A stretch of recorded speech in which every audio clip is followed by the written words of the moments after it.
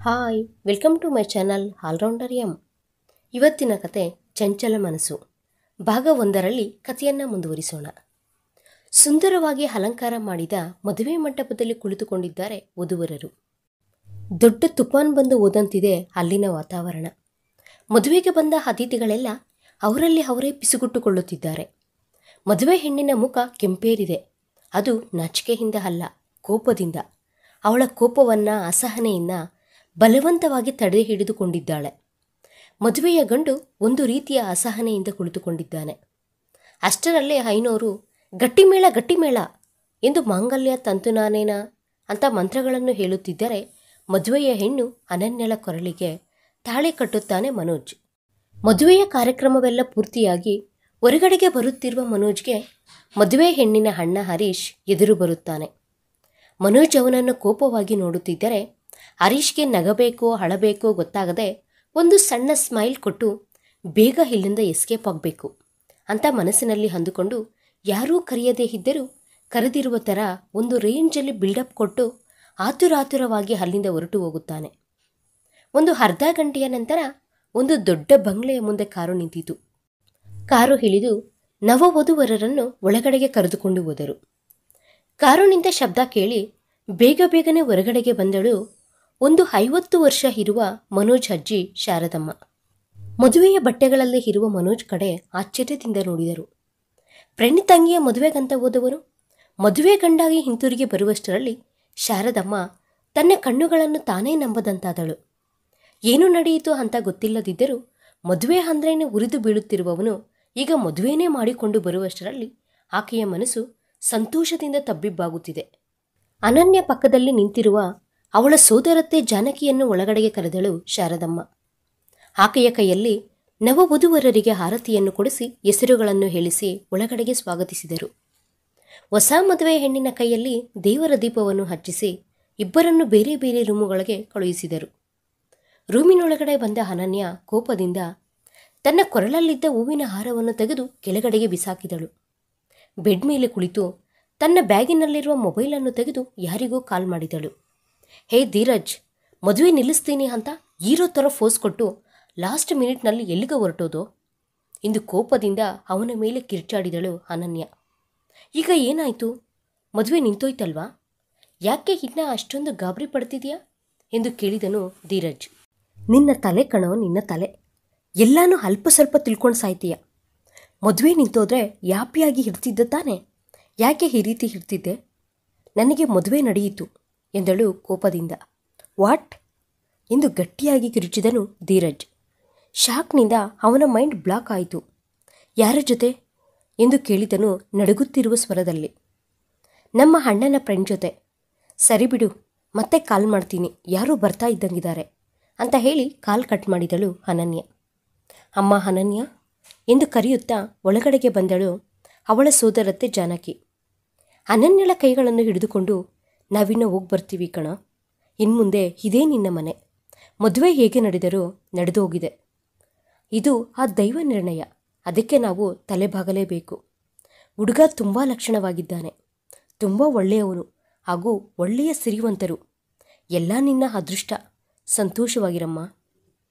ತಾಯಿ ಇಲ್ಲದ ಮಗು, ನಿನಗೆ ಜೊತೆಯಾಗಿ 2 ದಿನ ಇರೋಣ ಅಂತ ಅಂದುಕೊಂಡೆ. ನಿಮ್ಮ ಮಾವನಿಗೆ ಆರೋಗ್ಯ ಸರಿ ಇಲ್ವಲ್ಲ, ಅದಕ್ಕೆ ಹೋಗ್ಬೇಕಮ್ಮ ಎಂದು ಅನನ್ಯಳ ಹಣೆಯ ಮೇಲೆ ಮುತ್ತಿಟ್ಟು ಹೊರಗೆ ಹೊರಟಳು. ಅನನ್ಯ ಕಣ್ಣುಗಳಲ್ಲಿ ಕಣ್ಣೀರು ತುಂಬಿಕೊಂಡಿತು. ಅಪ್ಪ ಅಮ್ಮ ಸಣ್ಣ ವಯಸ್ಸಿನಲ್ಲೇ ತೀರಿಕೊಂಡರೆ ಹತ್ತಿರವಿದ್ದು ಎಲ್ಲ ನೋಡಿಕೊಳ್ಳುತ್ತಿದ್ದಳು ಸೋದರತ್ತೆ ಜಾನಕಿ. ಅವರನ್ನು ಕಳುಹಿಸಿಕೊಟ್ಟು ಅಸಹನೆಯಿಂದ ಬಂದು ಬೆಡ್ ಮೇಲೆ ಕುಸಿದಳು ಅನನ್ಯ. ಡ್ರೆಸ್ ಚೇಂಜ್ ಮಾಡಿಕೊಂಡು ರೂಮಿನಿಂದ ಹೊರಗಡೆಗೆ ಬಂದನು ಮನೋಜ್.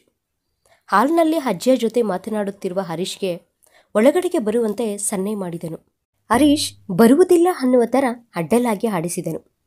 ಆಗೋದೆ ಕಣ ಇವತ್ತು ನನ್ನ ಕೈಯಲ್ಲಿ ಅಂತ ಅಂದುಕೊಂಡು, ಅಜ್ಜಿ ಇವನ ಜೊತೆ ನನಗೆ ಸ್ವಲ್ಪ ಕೆಲಸ ಇದೆ ಎಂದು ಬಲವಂತದಿಂದ ಹರೀಶ್ನನ್ನು ಎಳೆದುಕೊಂಡು ರೂಮಿನೊಳಗಡೆ ಹೋಗಿ ಬಾಗಿಲು ಹಾಕಿದನು ಮನೋಜ್. ಲೋ, ನಿನಗೆ ಸ್ವಲ್ಪನಾದರೂ ಬುದ್ಧಿ ಇದೆಯಾ ಕಣ? ನಿನ್ನ ತಂಗಿಯ ಮದುವೆಗೆ ಬಂದಿದ್ದ ಪಾಪಕ್ಕೆ ನನಗೇ ಮದುವೆ ಮಾಡಿಸ್ದೆ ಅಲ್ವಾ ರಾಕ್ಷಸ. ಪ್ಲೀಸ್ ಬಾವಾ, ಆ ರೀತಿ ಮಾತನಾಡಬೇಡ. ದಿನ ಕ್ಯಾಜುಯಲ್ಲಾಗಿ ಬಾವಾ ಅಂತ ಕರೆಯುತ್ತಿದ್ದೆ. ನೀನೇ ನನ್ನ ಭಾವ ಹಾಕ್ತೀಯ ಅಂತ ಊಹಿಸಲೇ ಇಲ್ಲ ಕಣ ಎಂದನು ಸ್ವಲ್ಪ ದೂರಕ್ಕೆ ಜರುಗುತ್ತಾ. ನಿನಗೆ ಹುಡುಗಾಟ ಥರ ಇದೆಯಾ ಎಂದನು ಮನೋಜ್ ಕೋಪದಿಂದ. ಪ್ಲೀಸ್ ಕಣ, ಹಸೆಮಣೆಯ ಮೇಲೆ ಮದುವೆ ನಿಂತೋಗಿದ್ದರಿಂದ ಏನು ಮಾಡಬೇಕು ಅಂತ ನನಗೆ ಅರ್ಥವಾಗಲಿಲ್ಲ ಕಣ. ಮದುವೆ ನಿಂತೋದ್ರೆ ನನ್ನ ತಂಗಿ ಏನಾಗ್ತಾಳೋ ಎಂಬ ಊಹೆನೇ ನನ್ನ ಹೃದಯ ಬಡಿತ ನಿಂತೋದಂಗಾಯಿತು. ಏನಾದರೂ ಮಾಡಿ ಮದುವೆ ನಡೆಸಬೇಕು ಅಂತ ಅಂದುಕೊಂಡೆ. ನೀನು ಎಲ್ಲ ವಿಧಗಳಲ್ಲಿ ನನಗೆ ಗೊತ್ತಿರುವವನು. ನಿನ್ನ ಜೊತೆ ಅವಳ ಜೀವನ ಚೆನ್ನಾಗಿರುತ್ತದೆ ಎಂಬ ನಂಬಿಕೆಯಿಂದ ನಿನಗೆ ಇಷ್ಟವಿಲ್ಲದಿದ್ದರೂ ನಿನ್ನ ಕೈಯಲ್ಲಿ ತಾಳಿ ಕಟ್ಟಿಸಿದೆ. ನೀನು ಯಾರನ್ನ ಪ್ರೀತಿಸಿಲ್ಲ ಅಲ್ವಾ ಎಂದು ಕೇಳಿದನು ಹರೀಶ್ ಆವೇದನೆಯಿಂದ. ಸ್ನೇಹಿತನ ಆವೇದನೆಯನ್ನು ಅರ್ಥ ಮಾಡಿಕೊಂಡ ಮನೋಜ್, ಸರಿ ಬಿಡೋ, ನನ್ನ ಲೈಫಲ್ಲಿ ಯಾರೂ ಇಲ್ಲ. ಆದರೆ ಇದನ್ನು ಅಕ್ಸೆಪ್ಟ್ ಮಾಡುವುದಕ್ಕೆ ನನಗೆ ತುಂಬ ಟೈಮ್ ಹಿಡಿಯುತ್ತದೆ. ನೋಡೋಣ ಯಾವ ರೀತಿ ಸಾಗುತ್ತದೆ ಅಂತ ಎಂದನು. ಥ್ಯಾಂಕ್ಸ್ ಕಣೋ ಬಾವಾ, ಅರ್ಥ ಮಾಡಿಕೊಂಡಿದ್ದಕ್ಕೆ ಎಂದು ಸಂತೋಷದಿಂದ ಮನೋಜ್ನನ್ನು ಹಗ್ ಮಾಡಿಕೊಂಡನು ಹರೀಶ್. ಮೊದಲು ನಿನ್ನ ತಂಗಿಯ ಬಳಿ ಹೋಗು. ನನಗೇ ಈ ರೀತಿ ಇರಬೇಕಾದ್ರೆ ಆಕೆ ಇನ್ನೆಷ್ಟು ಶಾಕ್ನಲ್ಲಿ ಇರ್ತಾಳೋ ಎಂದನು ಮನೋಜ್ ಹರೀಶ್ನ ಭುಜದ ಮೇಲೆ ಕೈ ಹಾಕಿ. ಸರಿ ಕಣೋ ಎಂದು ಹೊರಗಡೆಗೆ ಬಂದನು. ಮನೋಜ್ ಹಾಗೂ ಹರೀಶ್ ಇಬ್ಬರೂ ಪ್ರಾಣ ಸ್ನೇಹಿತರು. ಬಿಟೆಕ್ನಲ್ಲಿ ಇಬ್ಬರೂ ಒಂದೇ ಜೊತೆಯಲ್ಲಿ ಓದಿಕೊಂಡರು. ಹರೀಶ್ ಸಾಫ್ಟ್ವೇರ್ ಜಾಬ್ನಲ್ಲಿ ಜಾಯ್ನ್ ಆದರೆ ಮನೋಜ್ US MBA ಮಾಡಿ ಈ ನಡುವೆ ಇಂಡಿಯಾಗೆ ಬಂದನು. ಹರೀಶ್ ಅನನ್ಯ ರೂಮಿಗೆ ಬಂದು ಬೆಡ್ ಮೇಲೆ ಮೊಣಕಾಲುಗಳ ಮಧ್ಯೆ ತಲೆಯಿಟ್ಟು ಕುಳಿತುಕೊಂಡಿರುವ ತಂಗಿಯ ತಲೆಯನ್ನು ಸವರಿದ್ದರಿಂದ ಅವಳು ತಲೆ ಎತ್ತಿ ನೋಡಿದಳು. ಅವಳ ಕಣ್ಣುಗಳಲ್ಲಿ ದುಃಖ ಸ್ಪಷ್ಟವಾಗಿ ಕಾಣಿಸುತ್ತಿದೆ. ಹಸೆಮಣೆಯ ಮೇಲೆ ನಿನ್ನನ್ನು ನೋಡಿ ನನ್ನಿಂದ ತಡೆದುಕೊಳ್ಳಲಾಗಲಿಲ್ಲ ಕಣ. ಅದಕ್ಕೆ ನನ್ನ ಸ್ನೇಹಿತನ ಜೊತೆ ಮದುವೆ ಮಾಡಿಸಿದೆ. ಅವನು ತುಂಬ ಒಳ್ಳೆಯವನು, ನಿನ್ನನ್ನು ಚೆನ್ನಾಗಿ ನೋಡಿಕೊಳ್ಳುತ್ತಾನೆ ಅಂತ ಏನೇನೋ ಹೇಳುತ್ತಿದ್ದಾನೆ. ಆದರೆ ಆ ಮಾತುಗಳ್ಯಾವು ಅನನ್ಯ ಕಿವಿಗೆ ಕೇಳಿಸುತ್ತಿಲ್ಲ. ಈ ಬಂಧನದಿಂದ ಯಾವಾಗ ವಿಮುಕ್ತಿ ಆಗ್ತೀನಿ ಎನ್ನುವ ಆಲೋಚನೆಯಲ್ಲಿ ಇದ್ದಾಳೆ. ಇಷ್ಟವಿಲ್ಲದ ಮದುವೆ ಮಾಡಿದ್ದಕ್ಕೆ ಅಣ್ಣನ ಮೇಲೆ ತುಂಬ ಕೋಪ ಇದೆ. ಆದರೂ ಅದನ್ನು ಹೊರಗಡೆಗೆ ತೋರಿಸಿಕೊಳ್ಳಲಾಗುತ್ತಿಲ್ಲ. ಕಾರಣ, ತಂದೆ ತಾಯಿ ಇಲ್ಲದಿದ್ದರೂ ಎಲ್ಲ ತಾನೆಯಾಗಿ ಬೆಳೆಸಿದನು. ಎಷ್ಟೋ ಕಷ್ಟಗಳು ಬಿದ್ದು ಒಂದು ಒಳ್ಳೆಯ ಜೀವನವನ್ನು ಕೊಟ್ಟಿದ್ದಾನೆ. ಎಲ್ಲ ಹೇಳಿದ್ದು ಮುಗಿದ ಮೇಲೆ ಅನನ್ಯಳನ್ನು ನೋಡಿದನು ಹರೀಶ್. ಸರಿ ಎನ್ನುವ ಥರ ಸಣ್ಣದಾಗಿ ತಲೆಯಾಡಿಸಿದಳು. ಸಾಯಂಕಾಲ ಪೂಜೆ ಆದಮೇಲೆ ನಾನು ಮನೆಗೆ ಹೋಗ್ತೀನಿ, ನಡಿ ಊಟ ಮಾಡೋಣ ಎಂದು ಡೈನಿಂಗ್ ಟೇಬಲ್ ಬಳಿ ಕರೆದುಕೊಂಡು ಹೋದನು. ಅಷ್ಟೊತ್ತಿಗೆ ಮನೋಜ್ ಹಾಗೂ ಅಜ್ಜಿ ಇವರಿಗೋಸ್ಕರ ಕಾಯುತ್ತಿದ್ದಾರೆ. ಮುಜುಗರದಿಂದಲೇ ಬಂದು ಮನೋಜ್ ಪಕ್ಕದಲ್ಲಿ ಕುಳಿತುಕೊಂಡಳು. ಇಬ್ಬರ ಕಣ್ಣುಗಳು ಒಂದು ಸಾರಿ ಭೇಟಿಯಾಗಿ ಮತ್ತೆ ಬೇರೆಯಾದವು. ಹರೀಶ್ ಹಾಗೂ ಅಜ್ಜಿ ಮಾತುಗಳನ್ನು ಹೇಳಿಕೊಳ್ಳುತ್ತಿದ್ದರೆ ನವವಧುವರರು ಮೌನವಾಗಿ ಊಟವನ್ನು ಮುಗಿಸಿದರು. ಬೇಗ ಬೇಗ ತಿನ್ನುತ್ತಿರುವ ಅನನ್ಯಳನ್ನು ನೋಡಿ ತುಂಬ ಹೊಟ್ಟೆ ಹಸಿತಾ ಇದೆಯೇನೋ, ಅದರಲ್ಲೂ ಅವಳಿಗೆ ಇಷ್ಟವಾದ ಐಟಮ್ಸ್ ಎಂದು ಸಣ್ಣದಾಗಿ ಮುಗುಳ್ನಕ್ಕನು ಮನೋಜ್. ಊಟ ಮುಗಿದ ಮೇಲೆ ಹೊಸ ಸೀರೆ ಒಡವೆಗಳನ್ನು ಅನನ್ಯಳ ಕೈಗೆ ಕೊಟ್ಟು ಸಾಯಂಕಾಲ ಪೂಜೆಗೆ ರೆಡಿಯಾಗುವಂತೆ ಹೇಳಿದಳು ಅಜ್ಜಿ ಶಾರದಮ್ಮ. ಸಾಯಂಕಾಲ ಪೂಜೆಯಲ್ಲಿ ಮಿಂಚುತ್ತಿರುವ ಅನನ್ಯಳನ್ನು ನೋಡಿ ಅಷ್ಟೊಂದು ಗಮನಿಸಲಿಲ್ಲ, ಆದರೂ ಚೆನ್ನಾಗಿಯೇ ಇದ್ದಾಳೆ ಅಂತ ಅಂದುಕೊಂಡನು ಮನಸ್ಸಿನಲ್ಲಿ. ಇವನೇನು ಈ ರೀತಿ ನೋಡುತ್ತಿದ್ದಾನೆ, ತಿಂದಾಕುವ ಥರ, ಜೀವನದಲ್ಲಿ ಹುಡುಗಿಯರನ್ನೇ ನೋಡಿದವನ ಥರ ಎಂದು ಮನಸ್ಸಿನಲ್ಲೇ ಬೈದುಕೊಳ್ಳುತ್ತಿದ್ದಾಳೆ ಅನನ್ಯ. ಇಬ್ಬರೂ ಪೂಜೆ ಮಾಡುತ್ತಿದ್ದಾರೆ. ಅಣ್ಣ, ಅವನನ್ನು ಏನು ಮಾಡು ಅಂತೀಯಾ ಎಂದು ಕೇಳಿದನು ರೂಮಿನ ಹೊರಗಡೆ ತಲೆ ಹಿಡಿದುಕೊಂಡು ಕುಳಿತಿರುವ ಧೀರಜ್ನನ್ನು. ಇನ್ನು ಅವನ ಜೊತೆ ನಮಗೇನು ಕೆಲಸ ಇಲ್ಲ, ಬಿಟ್ಟು ಬಿಡಿ ಎಂದು ಹೇಳಿದ ತಕ್ಷಣ ಮದುವೆಯ ಬಟ್ಟೆಗಳಲ್ಲೇ ಇರುವ ವಿನಯನನ್ನು ಬಿಟ್ಟು, ಲೋ, ಈ ವಿಷಯನ ಯಾರಿಗಾದರೂ ಹೇಳಿದೆಯೋ ನೆನಪಿದೆ ತಾನೇ, ಮನೆಯಲ್ಲಿ ಒಬ್ಬರೂ ಪ್ರಾಣದಿಂದ ಉಳಿಯುವುದಿಲ್ಲ ಎಂದು ವಾರ್ನಿಂಗ್ ಕೊಟ್ಟನು. ಯಾರಿಗೂ ಹೇಳುವುದಿಲ್ಲ ಸರ್ ಎಂದು ಗಾಬರಿಯಿಂದ ಹೊರಗೆ ಹೊರಟು ಹೋದನು ವಿನಯ್. ಯಾಕೆ ಅಣ್ಣ ಆ ರೀತಿ ಸಪ್ಪಗಿದ್ದೀರಾ? ಮದುವೆ ನಿಂತೋಯ್ತಲ್ವಾ? ನೀವು ನಮಗೆಲ್ಲ ಪಾರ್ಟಿ ಕೊಡ್ತೀರಾ ಅಂತ ನಾವು ಕಾಯುತ್ತಿದ್ದರೆ ನೀವು ಯಾಕಣ್ಣ ಬೇಜಾರಾಗಿ ಕುಳಿತಿದ್ದೀರಾ ಎಂದು ಕೇಳಿದನು ಆ ರೌಡಿಗಳಲ್ಲಿ ಒಬ್ಬನು. ಧೀರಜ್ ಕೋಪದಿಂದ, ಮದುವೆ ನಡೆದೋಗಿದೆ. ಅವಳನ್ನು ನಾನು ಇಷ್ಟಪಟ್ಟೆ, ಆದರೆ ಅವಳು ನನ್ನ ಪ್ರೀತಿಯನ್ನು ಒಪ್ಪಿಕೊಳ್ಳಲಿಲ್ಲ. ಹೇಗೆ ಮದುವೆಯನ್ನು ನಿಲ್ಲಿಸಿ ಅವಳನ್ನು ದಕ್ಕಿಸಿಕೊಳ್ಳಬೇಕು ಅಂತ ಯೋಚಿಸುತ್ತಿರುವ ಸಮಯದಲ್ಲಿ ಅವಳೇ ನನ್ನ ಬಳಿ ಬಂದು ಮದುವೆ ನಿಲ್ಲಿಸುವಂತೆ ಹೇಳಿದಳು. ಸಿಕ್ಕಿದ್ದೇ ಚಾನ್ಸ್ ಅಂತ ಹೇಳಿ ಇವನನ್ನು ಕಿಡ್ನಾಪ್ ಮಾಡಿ ಮದುವೆ ನಿಲ್ಲಿಸಿಬಿಟ್ರೆ ನಂತರ ಅವಳನ್ನು ಲೈನಲ್ಲಿ ಇಟ್ಟು ಮದುವೆ ಮಾಡಿಕೊಳ್ಳಬಹುದು ಅಂತ ಅಂದುಕೊಂಡೆ. ಆದರೆ ನನ್ನ ಪ್ಲ್ಯಾನ್ ಎಲ್ಲ ತಲೆ ಕೆಳಗಾಗಿದೆ ಎಂದು ಆವೇಶದಿಂದ ಪಕ್ಕದಲ್ಲಿರುವ ವಸ್ತುಗಳನ್ನು ಬಿಸಿರಿದನು. ಯಾರು ಅವಳನ್ನು ಮದುವೆ ಮಾಡಿಕೊಂಡವನು ಅಂತ ಮೊದಲು ತಿಳಿದುಕೊಳ್ಳಬೇಕು. ಅವರಿಬ್ಬರನ್ನು ಬೇರೆ ಮಾಡಿ ಅವಳನ್ನು ನನ್ನ ಸ್ವಂತ ಮಾಡಿಕೊಳ್ಳಬೇಕು ಅಂತ ಅಂದುಕೊಳ್ಳುತ್ತಿದ್ದೇನೆ ಕಣ ಎಂದನು ಅನನ್ಯ ಸೋದರತ್ತೆ ಮಗ ಧೀರಜ್. ಹೋಗಿ ಬರ್ತೀನಿ ಅನನ್ಯ ಎಂದು ಅನನ್ಯ ಕೈಯನ್ನ ಮನೋಜ್ ಕೈಯಲ್ಲಿ ಇಟ್ಟು, ನನ್ನ ತಂಗಿಯನ್ನ ಚೆನ್ನಾಗಿ ನೋಡಿಕೊ. ತಾಯಿ ಇಲ್ಲದ ಮಗು, ಸ್ವಲ್ಪ ಮುದ್ದಾಗಿ ಬೆಳೆದಿದ್ದಾಳೆ. ಗೊತ್ತಿಲ್ಲದ ಏನಾದರೂ ಅಂದರೂ ಮನಸ್ಸಿನಲ್ಲಿ ಇಟ್ಟುಕೊಳ್ಳದೆ ಪ್ರೀತಿಯಿಂದ ನೋಡಿಕೊ ಎಂದನು ಹರೀಶ್ ಕಣ್ಣಲ್ಲೇ ನೀರಾಕಿಕೊಳ್ಳುತ್ತಾ. ಅನನ್ಯ ಕೈಯನ್ನ ಗಟ್ಟಿಯಾಗಿ ಹಿಡಿದುಕೊಂಡು, ನೀನು ಅಷ್ಟೊಂದು ಹೇಳಬೇಕೇನೋ? ಚೆನ್ನಾಗಿ ನೋಡಿಕೊಳ್ಳುತ್ತೇನೆ ಎಂದನು ಅನನ್ಯಳನ್ನು ಓರೆಯಾಗಿ ನೋಡುತ್ತಾ. ಅತಿ ಕಷ್ಟದಿಂದ ಕೈಯನ್ನ ಬಿಡಿಸಿಕೊಂಡು, ಕಳ್ಳಾನ್ ಮಗನು ಎಷ್ಟು ಗಟ್ಟಿಯಾಗಿ ಹಿಡಿದುಕೊಂಡಿದ್ದಾನೆ, ಏನು ತಿಂತಾನೋ ಇವನು ಅಂತ ಮನಸ್ಸಿನಲ್ಲೇ ಬೈದುಕೊಂಡಳು ಅನನ್ಯ. ಹರೀಶ್ ಹೊರಟ ನಂತರ ತಕ್ಷಣ ಒಳಗಡೆಗೆ ಹೊರಟು ಹೋದರು. ಮನೋಜ್, ಅನನ್ಯ ಹಾಗೂ ಶಾರದಮ್ಮ 3 ಜನ ಒಟ್ಟಿಗೆ ಊಟ ಮಾಡುತ್ತಿದ್ದಾರೆ. ಆ ದಿನ ಅವರ ಫಸ್ಟ್ ನೈಟ್ ಎಂದು ಶಾರದಮ್ಮ ಹೇಳಿದ ತಕ್ಷಣ ಊಟ ಮಾಡುತ್ತಿರುವ ಅನನ್ಯ ಗಂಟಲಲ್ಲಿ ಹಾಕಿಕೊಂಡಳು. ತಲೆ ಮೇಲೆ ಒಡೆದು ನೀರನ್ನು ಕುಡಿಸಿದನು ಮನೋಜ್. ಗಾಬರಿಯಿಂದ ನೋಡುತ್ತಿರುವ ಅವಳ ಕಡೆ ನೋಡಿ ಕಣ್ಣೊಡೆದನು. ತಕ್ಷಣವೇ ನೋಟ ತಿರುಗಿಸಿದಳು ಅನನ್ಯ. ಅವರಿಬ್ಬರನ್ನು ನೋಡಿ ಮುಸುಮುಸಿಯಾಗಿ ನಕ್ಕಳು ಶಾರದಮ್ಮ. ಅನನ್ಯಳನ್ನು ರೆಡಿ ಮಾಡಿ ಹಾಲಿನ ಲೋಟದೊಂದಿಗೆ ಮನೋಜ್ ರೂಮಿನೊಳಗಡೆ ಕಳುಹಿಸಿದಳು ಶಾರದಮ್ಮ.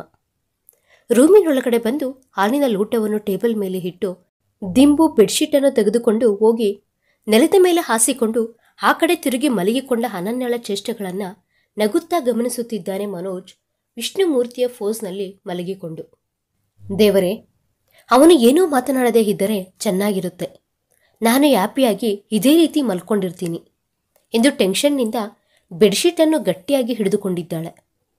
ಇಷ್ಟವಿಲ್ಲದ ಮದುವೆ, ಅದರಲ್ಲೂ ಒಂಟಿಯಾಗಿ ಅವನ ಜೊತೆ ಇರುವುದು ಅವಳಿಗೆ ಸ್ವಲ್ಪ ಅನ್ಕಂಫರ್ಟಬಲ್ ಆಗೇ ಇದೆ. ಮನೋಜ್ ನಿಧಾನವಾಗಿ ಮಂಚದ ಮೇಲಿಂದ ಇಳಿದು ಹಾಲಿನ ಲೋಟವನ್ನು ತೆಗೆದುಕೊಂಡು ಗಟಗಟ ಅಂತ ಕುಡಿದು ಬಿಟ್ಟನು. ನಿದ್ದೆ ಮಾಡುವ ಥರ ನಟನೆ ಮಾಡುತ್ತಿರುವ ಅನನ್ಯ ಕಡೆ ನೋಡಿ ಮುಗುಳ್ನಕ್ಕು, ಕೆಳಗಡೆ ಜಿರಳೆಗಳ ಜೊತೆಯಲ್ಲಿ ಮಲಗಬೇಕು ಅಂತ ಅಂದ್ಕೊಳ್ತಿದೀಯಾ ಎಂದನು. ಜಿರಳೆ ಎಂಬ ಶಬ್ದ ಕೇಳಿದ ತಕ್ಷಣ ಟಕ್ಕೆಂದು ಎದ್ದು ಬೆಡ್ ಮೇಲಕ್ಕೆ ಹತ್ತಿ, ಎಲ್ಲಿ ಜಿರಳೆ ಎಂದು ಗಾಬರಿಯಿಂದ ಆ ಕಡೆ ಈ ಕಡೆ ನೋಡುತ್ತಿದ್ದಾಳೆ. ಮತ್ತೆ ಏನೋ ಆಲೋಚನೆ ಮಾಡಿ, ರೂಮೆಲ್ಲ ಇಷ್ಟೊಂದು ನೀಟಾಗಿ ಇರಬೇಕಾದ್ರೆ ಜಿರಳೆಗಳು ಎಲ್ಲಿಂದ ಬರ್ತವೆ ಎಂದಳು. ಅವು ಬರಲ್ಲ, ನಾನೇ ತಂದುಬಿಡ್ತೀನಿ ಎಂದನು ಮನೋಜ್. ಅನನ್ಯ ಮನೋಜ್ ಕಡೆ ಕೋಪದಿಂದ ನೋಡುವಷ್ಟರಲ್ಲಿ, ನಿಜಾನೇ, ಇಷ್ಟು ದೊಡ್ಡ ಮನೆಯಲ್ಲಿ ಇಷ್ಟು ದೊಡ್ಡ ಮಂಚ ಇರಬೇಕಾದ್ರೆ ನನ್ನ ಫ್ರೆಂಡ್ ತಂಗಿ, ನನ್ನ ಹೆಂಡತಿ ಕೆಳಗಡೆ ಮಲಗಿಕೊಂಡರೆ ಹೇಗೆ? ಮರ್ಯಾದೆಯಾಗಿ ಬೆಡ್ ಮೇಲೆ ಬಂದು ಮಲ್ಕೋ, ಇಲ್ದಿದ್ರೆ ನೀನು ನಿದ್ದೆ ಮಾಡಿದ ಮೇಲೆ ಜಿರಳೆಗಳನ್ನು ತಂದುಬಿಡ್ತೀನಿ, ನಂತರ ನಿನ್ನಿಷ್ಟ ಎಂದನು ಎರಡೂ ಕೈಗಳನ್ನು ತಲೆ ಕೆಳಗೆ ಇಟ್ಕೊಂಡು ಬೆಡ್ ಮೇಲೆ ಮಲಗಿ. ಗಾಢ ನಿದ್ರೆಯಲ್ಲಿರುವ ತನ್ನ ಮೇಲೆ ಜಿರಳೆಗಳು ಓಡಾಡುತ್ತಿವೆ ಎಂಬ ಊಹೆನೇ ಅವಳಿಂದ ತಡೆದುಕೊಳ್ಳಕ್ಕೆ ಆಗುತ್ತಿಲ್ಲ. ಬಿರುಸಾಗಿ ಬೆಡ್ ಇಳಿದು ಬೆಡ್ಶೀಟ್ ಪಿಲ್ಲೋ ತೆಗೆದುಕೊಂಡು ಬಂದು ಮಂಚದ ಮೇಲೆ ಒಂದು ಮೂಲೆಯಲ್ಲಿ ಮಲಗಿಕೊಂಡಳು. ಹಲೋ ಮಿಸ್ಟರ್, ಮಲ್ಕೊಂಡಿದ್ದೀನಿ ಅಂತ ಅಡ್ವಾಂಟೇಜ್ ತೆಗೆದುಕೊಂಡು ಏನಾದರೂ ಮಾಡಿದ್ದೀಯಾ ಅನ್ಕೋ, ನನ್ನ ಬಗ್ಗೆ ಗೊತ್ತು ತಾನೇ, ಸಾಯಿಸಿಬಿಡ್ತೀನಿ ಅಂತ ಮಾತು ಪೂರ್ತಿಯಾಗುವುದಕ್ಕಿಂತ ಮುಂಚೆನೇ ತನ್ನ ಮುಖಕ್ಕೆ ಅತಿ ಹತ್ತಿರವಾಗಿ ಇರುವ ಮನೋಜ್ ಮುಖವನ್ನು ನೋಡಿ ಕಣ್ಣುಗಳು ದೊಡ್ಡವಾದವು. ಏನು ಸಾಯಿಸ್ಬಿಡ್ತೀಯಾ? ಸಾಯಿಸು, ಯಾವುದರಲ್ಲಿ ಸಾಯಿಸ್ತೀಯಾ ಎಂದು ಅವಳ ಕಣ್ಣಲ್ಲಿ ಕಣ್ಣಿಟ್ಟು ನೋಡುತ್ತಾ ತುಂಟನಾಗಿ ಬೀರುತ್ತಾ ಕೇಳುತ್ತಿದ್ದರೆ ಅನನ್ಯ ಬಾಯಿಂದ ಮಾತು ಹೊರಬರುತ್ತಿಲ್ಲ. ಅನನ್ಯ ಕೆನ್ನೆಯ ಮೇಲೆ ತೋರು ಬೆರಳಿಂದ ಬರೆಯುತ್ತಾ, ಇವತ್ತು ನಮ್ಮ ಫಸ್ಟ್ ನೈಟ್, ನಾನು ನಿನ್ನನ್ನು ಏನಾದರೂ ಮಾಡ್ಕೊಳ್ಬಹುದು, ನೀನು ಎಷ್ಟೇ ಕಿರುಚಾಡಿದರೂ ಕೇಳುವವರು ಯಾರೂ ಇಲ್ಲ, ಸೊ ನಿನ್ನ ಬೆದರಿಕೆಗಳು ನನ್ನ ಬಳಿ ನಡೆಯುವುದಿಲ್ಲ, ಅರ್ಥ ಆಯ್ತಾ ಎಂದು ಅಲ್ಲಿಂದ ಎದ್ದು ಪಕ್ಕಕ್ಕೆ ಮಲಗಿಕೊಂಡನು. ಅನನ್ಯ ಆ ಕಡೆ ತಿರುಗಿ ಎದೆಯ ಮೇಲೆ ಕೈ ಹಾಕಿಕೊಂಡು, ಅಮ್ಮೋ, ಇವನೇನು ಅಷ್ಟೊಂದು ಹತ್ತಿರ ಬಂದನು?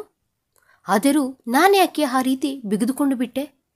ನನಗೂ 2 ಕೈಗಳಿದ್ದಾವೆ, ಅವುಗಳಿಂದ ಅವನನ್ನು ತೊಳ್ಳಬಹುದು ಅನ್ನುವ ವಿಷಯವನ್ನೇ ಮರ್ತೋದೆ.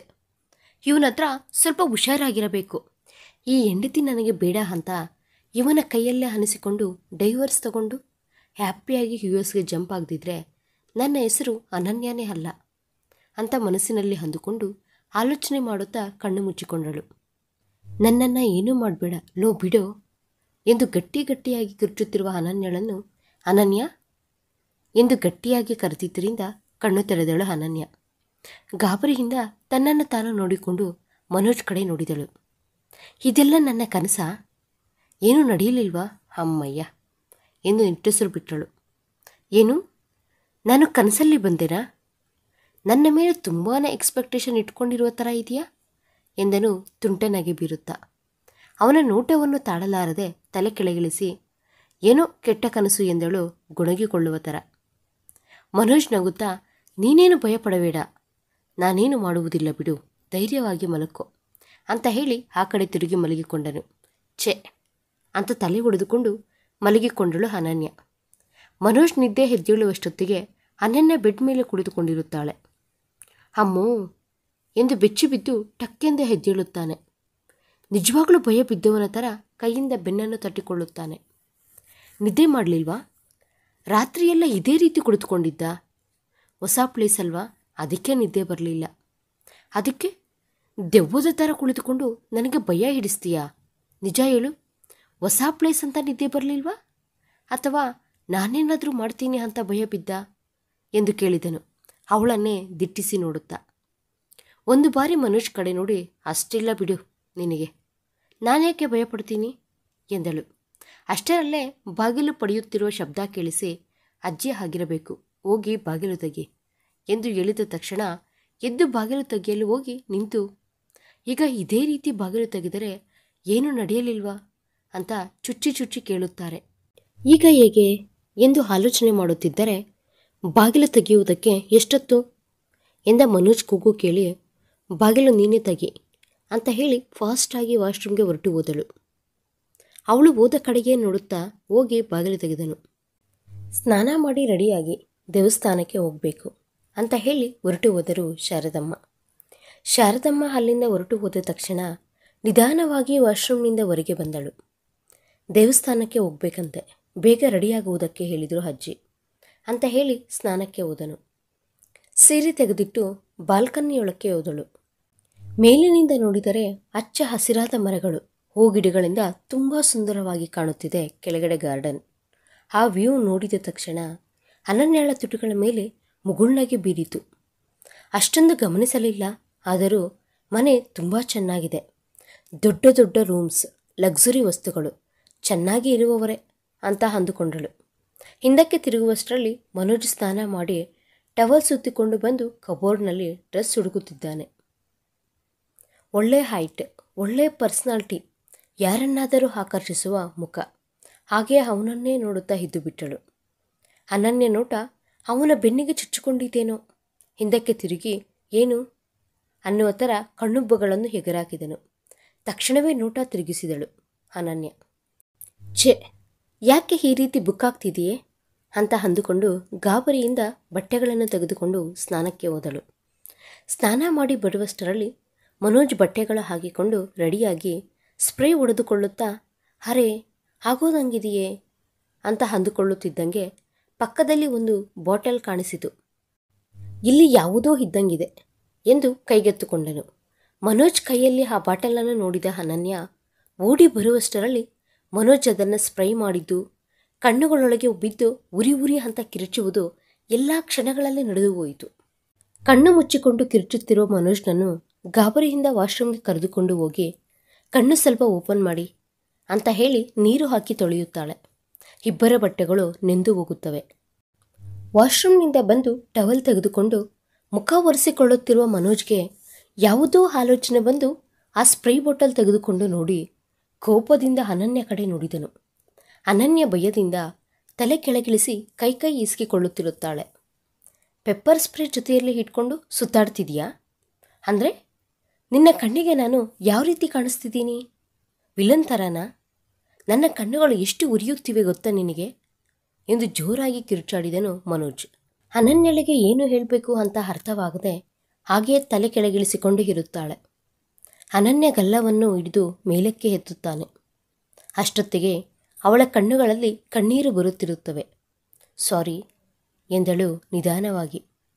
ಅವಳ ಕಣ್ಣಲ್ಲಿ ಕಣ್ಣೀರು ನೋಡಿ ಮನೋಜ್ ಕೂಲಾಗಿ, ನೋಡು ಅನನ್ಯ, ನಮ್ಮ ಮದುವೆ ಯಾವ ರೀತಿ ನಡೆಯಿತು ಅಂತ ನನಗೆ ನೆನಪಿದೆ. ನಿನಗೆ ಇಷ್ಟವಿಲ್ಲದೆ ನಾನು ನಿನ್ನನ್ನು ಏನೂ ಮಾಡುವುದಿಲ್ಲ, ಅರ್ಥ ಮಾಡಿಕೊ ಎಂದು ನಿಧಾನವಾಗಿ ಹೇಳಿದನು. ಆದರೂ ಸ್ಪ್ರೇ ಹೊಡೆದುಕೊಳ್ಳುವ ಮೊದಲು ನೋಡ್ಕೊಳ್ಬೇಕಲ್ವಾ? ನಾನೇನೋ ರಾತ್ರಿ ನೀನೇನಾದರೂ ಮಾಡ್ತೀಯೇನೋ ಅಂತ ನನ್ನ ಸೇಫ್ಟಿಗೆ ನಾನು ಇಟ್ಕೊಂಡೆ ಎಂದಳು ಅಳುತ್ತಾ. ಹಾಂ ಹೌದು, ನೀನು ಅಪ್ಸರಸೆ, ಏನಾದರೂ ಮಾಡೋಣ ಅಂತ ವೆಯ್ಟಿಂಗ್ ಇಲ್ಲಿ. ಹೌದು, ರಾತ್ರಿ ಏನೂ ಮಾಡಲಿಲ್ಲ ಅಂತ ಫೀಲ್ ಆದ ಏನು ಎಂದು ಅವಳ ಬಳಿ ಹೋಗಿ ಪಿಸುಗುಟ್ಟಿದನು. ಚಿಚಿ ಚಿಚಿ, ಏನು ಮಾತನಾಡ್ತಿದ್ಯಾ ಎಂದಳು ಅನನ್ಯ ದೂರ ಸರಿಯುತ್ತಾ. ಅಷ್ಟರಲ್ಲೇ ರೆಡಿಯಾದ್ರಾ ಎನ್ನುತ್ತಾ ಒಳಗಡೆಗೆ ಬಂದಳು ಶಾರದಮ್ಮ.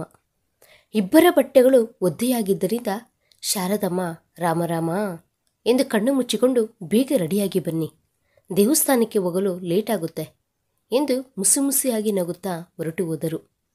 ಇಬ್ಬರು ಒಬ್ಬರನ್ನೊಬ್ಬರು ನೋಡಿಕೊಂಡು ಮುಜುಗರವಾಗಿ ಫೀಲ್ ಆಗ್ತಾರೆ. ಇದೆಲ್ಲ ನಿನ್ನಿಂದಲೇ, ಅಜ್ಜಿ ನಮ್ಮನ್ನು ನೋಡಿ ಏನಂದುಕೊಂಡರೋ ಏನೋ ಎಂದಳು ಅನನ್ಯ. ಏನಂದುಕೊಳ್ಳುತ್ತಾರೆ? ಇಬ್ಬರೂ ಜೊತೆಯಲ್ಲಿ ಸ್ನಾನ ಮಾಡಿದ್ದಾರೆ ಅಂತ ಅಂದುಕೊಳ್ಳುತ್ತಾರೆ ಎಂದನು ಮನೋಜ್ ನಗುತ್ತಾ. ಅನನ್ಯ ಕೋಪವಾಗಿ ನೋಡುತ್ತಾ, ನೀವಿನ್ನ ಹೊರಗಡೆಗೆ ದಯಮಾಡಿಸಿದರೆ ನಾನು ಸೀರೆ ಚೇಂಜ್ ಮಾಡ್ಕೊಳ್ತೀನಿ ಎಂದಳು ಹೊರಗಡೆಗೆ ಕೈ ತೋರಿಸುತ್ತಾ. ನನಗೇನೂ ಅಭ್ಯಂತರವಿಲ್ಲ, ಚೇಂಜ್ ಮಾಡ್ಕೊ ಎಂದನು ಮನೋಜ್ ಕೈಗಳು ಕಟ್ಟಿ ನಿಂತುಕೊಂಡು. ಆಹಾ, ಹುಡುಗನಿಗೆ ತುಂಬ ಆಸೆನೇ ಇದೆಯೇ, ಮೊದಲು ಹೊರಗೋಗು ಎಂದು ಮನೋಜ್ನನ್ನು ಹೊರಗಡೆಗೆ ತಳ್ಳಿ ಬಾಗಿಲು ಹಾಕಿದಳು. ಇಬ್ಬರೂ ಬಟ್ಟೆಗಳನ್ನು ಚೇಂಜ್ ಮಾಡಿಕೊಂಡು ಶಾರದಮ್ಮನ ಬಳಿ ಬಂದರು. ಶಾರದಮ್ಮ ಅನನ್ಯಳನ್ನು ರೂಮಿಗೆ ಕರೆದುಕೊಂಡು ಹೋಗಿ ಡ್ರೆಸ್ಸಿಂಗ್ ಟೇಬಲ್ ಮುಂದೆ ಕುಳಿಸಿ ಅವಳ ಮುಂದೆ ಜ್ಯುವೆಲ್ಲರಿ ಬಾಕ್ಸುಗಳನ್ನು ಇಟ್ಟು, ಇದರಲ್ಲಿ ನಿನಗೆ ಇಷ್ಟವಾಗಿರುವುದನ್ನು ಹಾಕೊಮ್ಮ ಎಂದಳು ಪ್ರೀತಿಯಿಂದ. ಅನನ್ಯ ಮುಜುಗರದಿಂದ, ಬೇಡ ಅಜ್ಜಿ, ನಾನು ಇದೇ ರೀತಿ ಸಿಂಪಲ್ ಆಗಿ ಇರ್ತೀನಿ ಎಂದಳು. ಹೊಸ ಮದುವೆ ಹೆಣ್ಣು ಮೊದಲ ಬಾರಿ ದೇವಸ್ಥಾನಕ್ಕೆ ಹೋಗ್ತಿದೆಯಾ, ಹಾಕೊಮ್ಮ ಎಂದು ಬಲವಂತ ಮಾಡಿದ್ದಕ್ಕೆ ಒಂದು ಸಿಂಪಲ್ ನಕ್ಲಿಸ್ ತೆಗೆದುಕೊಂಡು ಕೊರಳಲ್ಲೇ ಹಾಕಿಕೊಳ್ಳುತ್ತಿದ್ದಾಳೆ. ಆದರೆ ಉಕ್ಸ್ ಹಾಕಿಕೊಳ್ಳುವುದಕ್ಕೆ ಆಗದೆ ಅವಳು ಒದ್ದಾಡುತ್ತಿದ್ದರೆ, ಆ ರೀತಿ ನೋಡ್ತೀಯೇನೋ, ಉಕ್ಸಾಕು ಎಂದು ಮನೋಜ್ಗೆ ಹೇಳಿದಳು. ಶಾರದಮ್ಮ ಮನೋಜ್ ಅನನ್ಯ ಕೂದಲನ್ನು ಮುಂದಕ್ಕೆ ಹಾಕಿ ನಕ್ಲಿಸ್ ಹಾಕುತ್ತಿದ್ದರೆ ಅವನ ಬೆರಳುಗಳು ಅವಳಿಗೆ ಟಚ್ ಆಗಿ ಕಚ್ಚೆಗಳು ಹಿಡುವ ಥರ ಅನಿಸುತ್ತಿದ್ದರೆ ಅವಳಿಗೆ ಸ್ವಲ್ಪ ಮುಜುಗರವಾಯಿತು. ನಕ್ಲಿಸ್ ಹಾಕಿದ ನಂತರ ಮಿರರ್ನಲ್ಲಿ ಕಾಣುತ್ತಿರುವ ಅನನ್ಯಳನ್ನು ನೋಡುತ್ತಾನೆ. ಇಬ್ಬರ ನೋಟಗಳು ಬೆರೆತವು.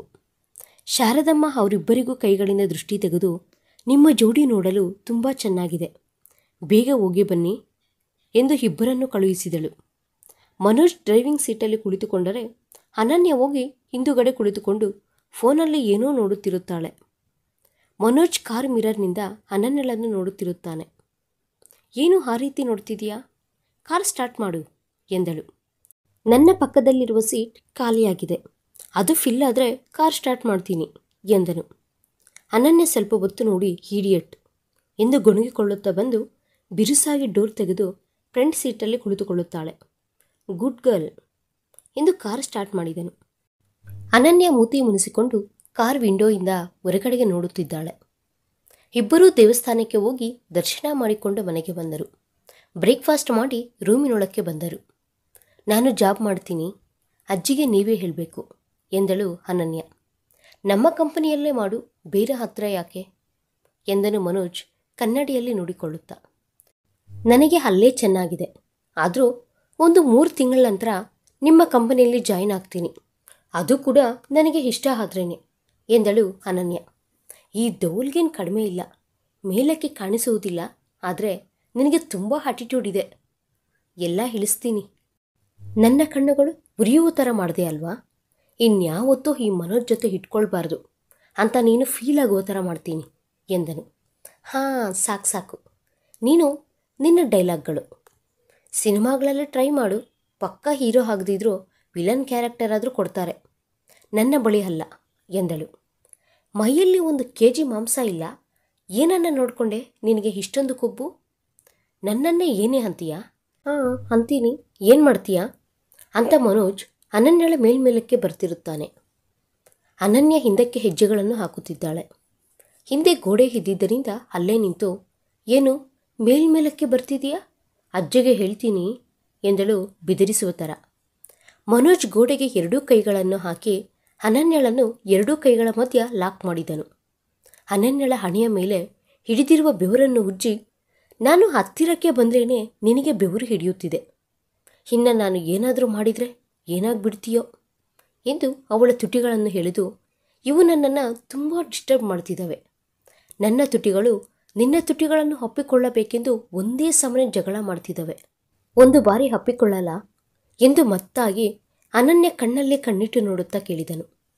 ದಿಢೀರನೆ ಹೆಚ್ಚುತ್ತ ಅನನ್ಯ ಮನೋಜ್ನನ್ನು ದೂರಕ್ಕೆ ತಳ್ಳಿದಳು. ನನ್ನ ಹತ್ರನೇ ಇಟ್ಕೊತೀಯಾ? ನಿನಗೆ ಮಾಡ್ತೀನಿ ಇರು. ಆಫೀಸ್ನಲ್ಲಿ ಇಂಪಾರ್ಟೆಂಟ್ ಮೀಟಿಂಗ್ ಇದೆ ಅಂತ ಹೇಳಿದೆ ಅಲ್ವಾ? ಹೇಗೆ ಹೋಗ್ತೀಯೋ ನಾನು ನೋಡ್ತೀನಿ ಎಂದು ಹೊರಗಡೆಗೆ ಓಡಿದಳು. ಏನು ಮಾಡ್ತಾಳೆ ಇವಳು ಎಂದು ಅವಳ ಹಿಂದೆಯೇ ಹೋದ ಮನೋಜ್ಗೆ ಅನನ್ಯ ಅಜ್ಜಿಯ ಜೊತೆ ಏನೋ ಮಾತನಾಡುತ್ತಾ ಕಾಣಿಸಿದಳು. ಈ ಹುಚ್ಚಿ ಏನು ಹೇಳ್ತಾಳೋ ಏನೋ ಎಂದು ಆಲೋಚನೆ ಮಾಡುತ್ತಿರುವಾಗಲೇ ಮನೋಜ್, ಒಂದು ನಿಮಿಷ ಬಾಪ ಇಲ್ಲಿ ಎಂದು ಅಜ್ಜಿ ಕರೆಯುತ್ತಾಳೆ. ಏನಪ್ಪ ಮನೋಜ್, ಅನನ್ಯಳನ್ನು ಒಂಟಿಯಾಗಿ ಬಿಟ್ಟು ನೀನು ಆಫೀಸಿಗೆ ಹೋಗ್ತಿದೀಯಾ? ಎಷ್ಟು ಫೀಲ್ ಆಗ್ತಿದ್ದಾಳೆ ನೋಡು. ಮನೋಜ್ ಅನನ್ಯಳ ಕಡೆ ನೋಡುವಷ್ಟರಲ್ಲಿ ಅನನ್ಯ ಅಮಾಯಕಳಾಗಿ ಮುಖ ಇಟ್ಟು ನೋಡುತ್ತಿದ್ದಾಳೆ. ಇನ್ನೊಂದು 3 ದಿನ ನೀನು ಆಫೀಸಿಗೆ ಹೋಗಬಾರ್ದು, ರಜಾ ಹಾಕ್ಬಿಡು ಎಂದಳು ಶಾರದಮ್ಮ. ಅಜ್ಜಿ, ಕಂಪನಿ ಬಾಸ್ ನಾನೇ, ಇಂಪಾರ್ಟೆಂಟ್ ಮೀಟಿಂಗ್ ಇದೆ, ತಪ್ಪದೇ ಹೋಗಬೇಕು. ಅವೆಲ್ಲ ನನಗೆ ಗೊತ್ತಿಲ್ಲ ಕಣ, ಯಾರನ್ನಾದರೂ ಮ್ಯಾನೇಜ್ ಮಾಡುವುದಕ್ಕೆ ಹೇಳು ಎಂದಳು ಖಚಿತವಾಗಿ. ಅನನ್ಯ ಮುಸಿ ಮುಸಿಯಾಗಿ ನಗುತ್ತಿರುವುದನ್ನು ನೋಡಿ, ನನ್ನನ್ನೇ ಸಿಕ್ಕಾಕ್ಸ್ತೀಯಾ, ಮಾಡ್ತೀನಿ ನಿನಗೆ ಅಂತ ಅಂದುಕೊಂಡು, ಸರಿ ಅಜ್ಜಿ, ನಿಮ್ಮ ಮೊಮ್ಮಗಳನ್ನು ಒಂಟಿಯಾಗಿ ಬಿಟ್ಟು ಹೋಗ್ತಿದ್ದೀನಿ ಅಂತ ತಾನೇ ಅವಳು ಫೀಲ್ ಆಗ್ತಿರೋದು. ಹಾಗಾದರೆ ನನ್ನ ಜೊತೆನೇ ಕರ್ಕೊಂಡು ಹೋಗ್ತೀನಿ. ಆಫೀಸಿನಲ್ಲಿ ಎಲ್ಲರಿಗೂ ಪರಿಚಯ ಮಾಡಿ ಲಂಚ್ ಮಾಡಿ ಹಾಗೆ ಸುತ್ತಾಡಿಕೊಂಡು ಬರ್ತೀವಿ ಎಂದನು. ಅನನ್ಯ ಬೆಚ್ಚಿಬಿದ್ದು, ನಾನು ಬರಲ್ಲ ಎಂದಳು ಗಾಬರಿಯಾಗಿ. ಅವನು ಹೇಳುವುದು ಚೆನ್ನಾಗಿದೆ, ಇಬ್ಬರೂ ಹಾಗೆ ಜಾಲಿಯಾಗಿ ಸುತ್ತಾಡ್ಕೊಂಡು ಬನ್ನಿ. ಅದಲ್ಲ ಅಜ್ಜಿ ಎಂದು ಅನನ್ಯ ಏನೋ ಹೇಳುತ್ತಿದ್ದರೆ, ಹೆಂಡತಿಯ ಜೊತೆ ಸ್ವಲ್ಪ ಹೊತ್ತು ಟೈಮ್ ಸ್ಪೆಂಡ್ ಮಾಡಬೇಕು ಅಂತ ಅವನು ಆಸೆ ಪಡ್ತಿದ್ದಾನೆ. ಇನ್ನೇನು ಮಾತಾಡದೆ ಹೋಗಿ ರೆಡಿಯಾಗು ಎಂದು ಅನನ್ಯ ಹೇಳುವುದನ್ನು ಸಹ ಕೇಳದೆ ಒಳಗಡೆಗೆ ಹೊರಟು ಹೋದಳು ಶಾರದಮ್ಮ. ಕೋಪದಿಂದ ಮನೋಜ್ ಕಡೆ ತಿರುಗುವಷ್ಟರಲ್ಲಿ ತನ್ನನ್ನೇ ನೋಡುತ್ತಾ ನಗುತ್ತಿದ್ದಾನೆ. ನಿನಗೆ ಮೊದಲೇ ಹೇಳಿದೆ ನನ್ನ ಹತ್ರ ಇಟ್ಕೋಬೇಡ ಅಂತ, ಚೆನ್ನಾಗಿ ಆಯ್ತಾ? ಹೋಗಿ ಬೇಗ ರೆಡಿಯಾಗು ಎಂದನು. ಅನನ್ಯ ಇನ್ನೇನು ಮಾಡಲಾಗದೆ ಅಜ್ಜಿಯ ಮಾತನ್ನು ತಿರಸ್ಕರಿಸದೆ ರೆಡಿಯಾಗಿ ಬರುತ್ತಾಳೆ. ನಿಂಬೆ ಹಣ್ಣಿನ ಕಲರ್ ಸೀರೆ, ಅದರ ಮೇಲೆ simple shining work matching blouse ಹಾಕಿಕೊಂಡು, ಕಿವಿಗಳಿಗೆ ಜುಮ್ಕಗಳು, ಕೊರಳಲ್ಲಿ ಸಿಂಪಲ್ ನಕ್ಲೀಸ್, ಕಣ್ಣಿಗೆ ಕಾಡಿಗೆ ಹಚ್ಚಿಕೊಂಡು, ಸಿಂಪಲ್ ಮೇಕಪ್ನೊಂದಿಗೆ ಹೈ ಹೀಲ್ ಸ್ಲಿಪ್ಪರ್ಸ್ ಹಾಕಿಕೊಂಡು ಗಾಂಭೀರ್ಯದಿಂದ ನಡೆದುಕೊಂಡು ಬಿಡುತ್ತಿರುವ ಅನನ್ಯಳನ್ನು ರೆಪ್ಪೆಯ ಆಡಿಸದೆ ನೋಡುತ್ತಾ ಇದ್ದು ಬಿಟ್ಟನು ಮನೋಜ್. ವಾವ್, ಬ್ಯೂಟಿಫುಲ್ ಅಂತ ಅಂದುಕೊಳ್ಳದೆ ಇರಲಾಗಲಿಲ್ಲ. ಹೋಗೋಣವಾ ಎಂದು ಹೊರಗಡೆಗೆ ಹೋಗುತ್ತಿರುವ ಅನನ್ಯಳ ಕೈ ಹಿಡಿದುಕೊಂಡು ಅವಳನ್ನು ತಡೆದು ಅವಳ ಕಣ್ಣಿನ ಕಾಡಿಗೆ ತೆಗೆದು ಕಿವಿಯ ಹಿಂದೆ ದೃಷ್ಟಿ ಚುಕ್ಕೆ ಇಟ್ಟನು. ಅನನ್ಯ ಕಣ್ಣುಗಳು ಬಿಟ್ಕೊಂಡು ಹಾಗೆಯೇ ನೋಡುತ್ತಾ ಇದ್ದು ಬಿಟ್ಟಳು.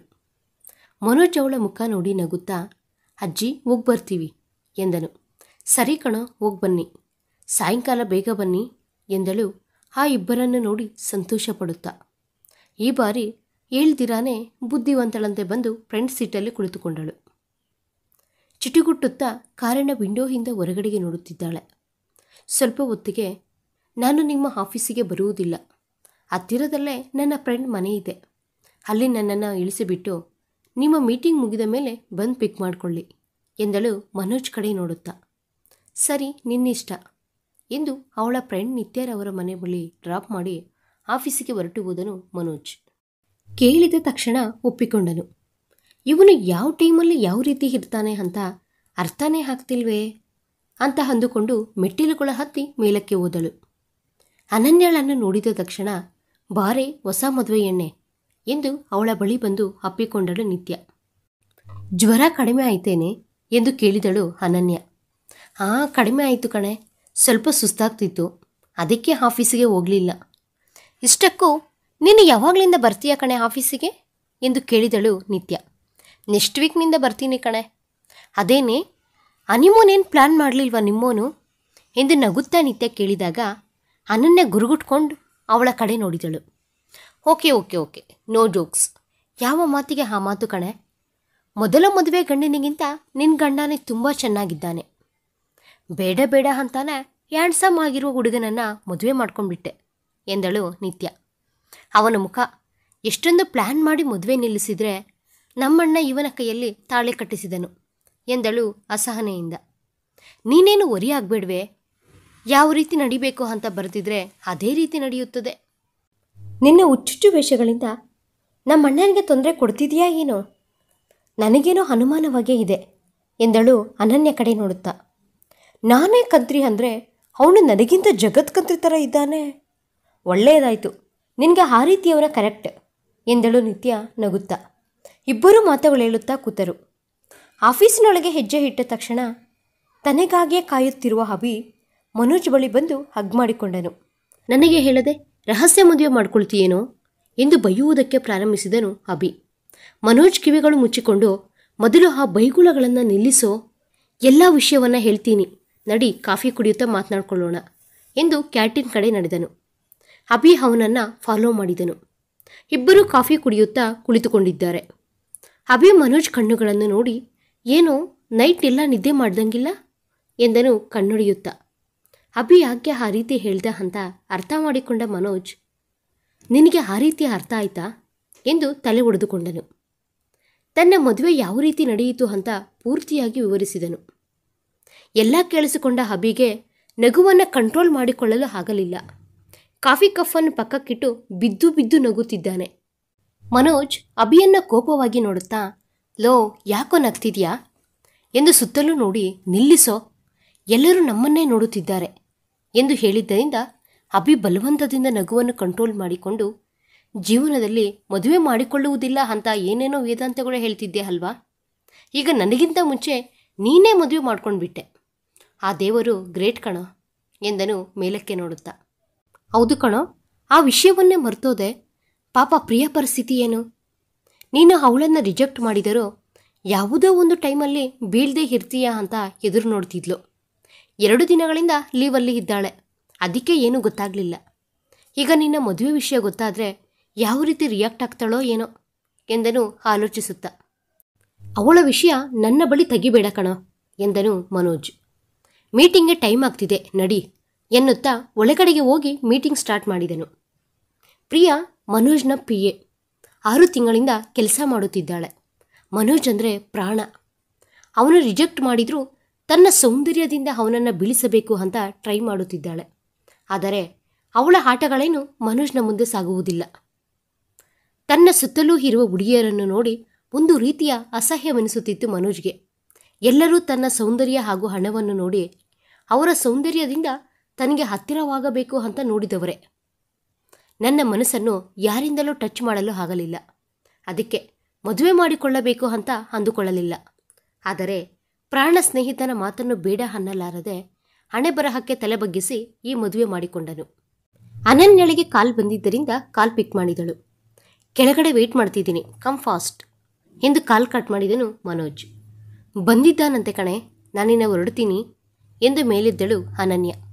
ಹೌದಾ, ಮೇಲಕ್ಕೆ ಕರೆಯೋದಲ್ವಾ, ಸರಿ ಬಿಡು ನಾನೇ ಕರಿತೀನಿ ನಡಿ ಎಂದು ಇಬ್ಬರೂ ಕೆಳಗಡೆಗೆ ಬಂದರು. ಹಾಯ್ ಸರ್, ಮನೆ ಒಳಗಡೆ ಬನ್ನಿ, ಕಾಫಿ ಆದರೂ ಕುಡಿದು ಹೋಗಿರಂತೆ ಎಂದಳು ನಿತ್ಯ. ನೆಕ್ಸ್ಟ್ ಟೈಮ್ ತಪ್ಪದೇ ಬರ್ತೀವಿ, ಈಗ ಸ್ವಲ್ಪ ವರ್ಕ್ ಇದೆ ಎಂದನು ಮನೋಜ್ ಮುಗುಳ್ನಗೆಯಿಂದ.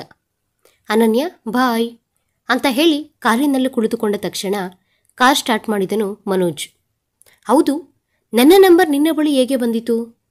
ನಾನು ಕೊಡಲಿಲ್ಲವಲ್ಲ ಎಂದಳು ಅನನ್ಯ. ನಿಮ್ಮ ಅಣ್ಣನ ಬಳಿ ತೆಗೆದುಕೊಂಡೆ. ನೀನು ಲಂಚಿಗೆ ಏನು ತಿಂತೀಯಾ, ವೆಜ್ ಆರ್ ನಾನ್ ವೆಜ್ ಎಂದು ಮಾತು ಪೂರ್ತಿಯಾಗುವುದಕ್ಕಿಂತ ಮುಂಚೆನೇ ನಾನ್ ವೆಜ್ ಎಂದಳು. ಮನೋಜ್ ಸಣ್ಣದಾಗಿ ಮುಗುಳ್ನಕ್ಕು ಒಂದು ರೆಸ್ಟೋರೆಂಟ್ಗೆ ಕರೆದುಕೊಂಡು ಹೋದನು. ಅನನ್ಯಳಿಗೆ ಇಷ್ಟವಾದ ಐಟಮ್ಸ್ ಎಲ್ಲ ಆರ್ಡರ್ ಮಾಡಿಸಿದನು. ಅವಳಿಗೆ ಚಿಕನ್ ಅಂದರೆ ಪ್ರಾಣ. ವಾರದಲ್ಲಿ ಕನಿಷ್ಠ ಪಕ್ಷ 5-6 ದಿನಗಳಾದರೂ ತಿನ್ನಬೇಕು. ತುಂಬ ಇಷ್ಟದಿಂದ ತಿನ್ನುತ್ತಿರುವ ಅನನ್ಯ ತಲೆ ಎತ್ತಿ ನೋಡುವಷ್ಟರಲ್ಲಿ ಮನೋಜ್ ತನ್ನನ್ನೇ ನೋಡುತ್ತಾ ಕಾಣಿಸಿದನು. ಆ ರೀತಿ ನೋಡಬೇಡ, ನನಗೆ ದೃಷ್ಟಿಯಾಗುತ್ತೆ ಎಂದಳು ಒಂದು ಕಡೆ ತಿನ್ನುತ್ತಲೆ. ಮನೋಜ್ ನಕ್ಕು, ಸರಿ ಸರಿ, ಇನ್ನೇನಾದರೂ ಆರ್ಡರ್ ಮಾಡಲಾ ಎಂದು ಕೇಳಿದನು. ಒಂದು ಐಸ್ ಕ್ರೀಮ್ ಹೇಳು ಸಾಕು ಎಂದಳು. ಐಸ್ ಕ್ರೀಮ್ ತಿನ್ನುತ್ತಿದ್ದರೆ ತುಟಿಗಳಿಗೆ ಸ್ವಲ್ಪ ಐಸ್ ಕ್ರೀಮ್ ಅಂಟಿಕೊಂಡಿತ್ತು. ಮನೋಜ್ ಚೇರಿನ ಮೇಲಿಂದ ಎದ್ದು ಟಿಶ್ಯೂ ತೆಗೆದುಕೊಂಡು ಅವಳ ತುಟಿಗಳ ಮೇಲಿದ್ದ ಐಸ್ ಕ್ರೀಮನ್ನು ಉಜ್ಜಿದನು. ಅನನ್ಯ ಕೆಲವು ಕ್ಷಣಗಳ ಕಾಲ ಸ್ತಬ್ಧಳಾದಳು. ಅವನು ಹತ್ತಿರಕ್ಕೆ ಬಂದರೆ ಅವಳು ಯಾಕೆ ಆ ರೀತಿ ಆಗೋಗ್ತಾಳೋ ಅವಳಿಗೆ ಅರ್ಥವಾಗುತ್ತಿಲ್ಲ.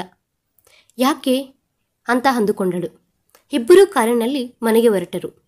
ಹೊಟ್ಟೆ ಫುಲ್ಲಾಗಿ ತುಂಬಿದ್ದರಿಂದ ಕಾರಿನಲ್ಲಿ ಕುಳಿತುಕೊಂಡ ತಕ್ಷಣ ನಿದ್ದೆ ಚೆನ್ನಾಗಿ ಹಿಡಿದು ಬಿಟ್ಟಿತು ಅನನ್ಯಳಿಗೆ. ಮನೆಗೆ ಬಂದು ಕಾರನ್ನು ನಿಲ್ಲಿಸಿ ಅನನ್ಯ ಅನನ್ಯ ಎಂದು ಅವಳನ್ನು ನಿದ್ದೆಯಿಂದ ಎಬ್ಬಿಸುವುದಕ್ಕೆ ಪ್ರಯತ್ನಿಸುತ್ತಾನೆ. ಆದರೆ ಅವಳು ಒಳ್ಳೆಯ ನಿದ್ದೆಯಲ್ಲಿ ಇರುತ್ತಾಳೆ. ಎದ್ದೇಳುವುದಿಲ್ಲ. ಭುಜಗಳನ್ನು ತಟ್ಟುತ್ತಾ ಅನನ್ಯ ಎಂದು ಜೋರಾಗಿ ಕರೆಯುತ್ತಾನೆ. ಬೆಚ್ಚಿ ಬಿದ್ದು ಕಣ್ಣು ತೆರೆದಳು. ಓ, ಮನೆ ಹತ್ರ ಬಂದ್ಬಿಟ್ವಾ ಎಂದಳು ಮೈ ಮುರಿಯುತ್ತಾ. ನಿನಗೆ ತಿನ್ನುವುದು ನಿದ್ದೆ ಮಾಡುವುದು ಅಂದರೆ ತುಂಬ ಇಷ್ಟ ಅನಿಸುತ್ತೆ ಎಂದನು ಮನೋಜ್. ಅವನ ಮಾತುಗಳೇನೂ ಕೇಳಿಸಿಕೊಳ್ಳದವಳಂತೆ ಕಾರ್ ಡೋರ್ ಓಪನ್ ಮಾಡಿ ಮನೆಯೊಳಕ್ಕೆ ಹೊರಟಳು. ಮನೋಜ್ ಕಾರ್ ಪಾರ್ಕ್ ಮಾಡಿ ಬರುವಷ್ಟರಲ್ಲಿ ಶಾರದಮ್ಮ ಹಾಗೂ ಅನನ್ಯ ಮಾತುಗಳಲ್ಲಿ ಮುಳುಗಿ ಹೋಗಿದ್ದರು. ಬಂದು ಅವರ ಜೊತೆಯಲ್ಲೇ ಸೋಫಾದ ಮೇಲೆ ಕುಳಿತುಕೊಂಡನು ಮನೋಜ್. ಇಷ್ಟು ದಿನ ಅವನು ಆಫೀಸಿಗೆ ಹೋದರೆ ಒಬ್ಬಳೇ ಮನೆಯಲ್ಲಿ ಇರ್ತಿದ್ದೆ. ಏನು ಮಾಡಬೇಕು ಅಂತ ಗೊತ್ತಾಗ್ತಾನೇ ಇರಲಿಲ್ಲ. ಈಗ ನಿನ್ನ ಜೊತೆ ಮಾತನಾಡುತ್ತಾ ಕುಳಿತುಕೊಂಡರೆ ನನ್ನ ಮನಸ್ಸಿಗೆ ತುಂಬ ಹಾಯಾಗಿ ಅನಿಸ್ತಿದೆ ಎಂದಳು ಶಾರದಮ್ಮ ಅನನ್ಯ ಕೈಗಳನ್ನು ಹಿಡಿದುಕೊಂಡು. ಆದರೆ ಅಜ್ಜಿ, ಮುಂದಿನ ವಾರದಿಂದ ನಾನೂ ಸಹ ಆಫೀಸಿಗೆ ಹೊರಡ್ತಿದ್ದೀನಿ ಎಂದು ಅಜ್ಜಿಯ ಮುಖವನ್ನೇ ನೋಡಿದಳು. ಅವರು ಏನು ಹೇಳ್ತಾರಾ ಅಂತ. ನೀನು ಉದ್ಯೋಗ ಮಾಡುವಂತಹ ಅವಶ್ಯಕತೆ ಏನಿದೆಯಮ್ಮ? ಅಷ್ಟಕ್ಕೂ ನಿನಗೆ ಮಾಡಬೇಕು ಅನಿಸಿದರೆ ನಮ್ಮ ಕಂಪನಿಯೇ ಇದೆಯಲ್ವಾ, ಅದನ್ನೇ ಇಬ್ಬರು ಒಟ್ಟಾಗಿ ನೋಡಿಕೊಳ್ಳಿ ಎಂದರು. ಒಂದು 3 ತಿಂಗಳೇ ಅಜ್ಜಿ, ಆನಂತರ ಇಲ್ಲಿ ಜಾಯಿನ್ ಆಗ್ತೀನಿ ಎಂದಳು ಅನನ್ಯ. 3 ತಿಂಗಳಾ? ಸರಿ ಬಿಡು, ನಿನ್ನಿಷ್ಟನಮ್ಮ ಎಂದಳು ಪ್ರೀತಿಯಿಂದ ತಲೆಯನ್ನು ಸವರುತ್ತಾ. ಕಮಲಾ, ಕಮಲಾ ಎಂದು ಕರೆದ ತಕ್ಷಣ ಕೆಲಸದಾಳು ಓಡೋಡಿ ಬಂದಳು. ಎಲ್ಲರಿಗೂ ಕಾಫಿ ತಗೊಂಡ್ಬಾ ಎಂದಳು ಶಾರದಮ್ಮ. ಆಯಿತು ಅಮ್ಮ ಎಂದು ಹೊರಡುತ್ತಿದ್ದರೆ, ಕಮಲಾ ನಿಲ್ಲು, ಇವತ್ತು ಅನನ್ಯ ಕೈ ಕಾಫಿ ಟೇಸ್ಟ್ ಮಾಡಬೇಕು ಅಂತ ಅನಿಸುತ್ತಿದೆ ಎಂದನು ಮನೋಜ್. ಹರಳೆಣ್ಣೆ ಕುಡಿದವಳ ಥರ ಮುಖ ಇಟ್ಟಳು ಅನನ್ಯ.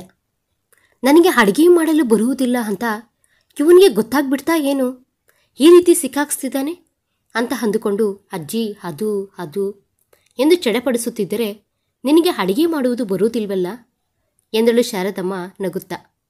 ನಿನಗೆ ಹೇಗೆ ಗೊತ್ತಾಯಿತು ಅಜ್ಜಿ ಎಂದು ಕೇಳಿದಳು ಅಮಾಯಕಳಾಗಿ.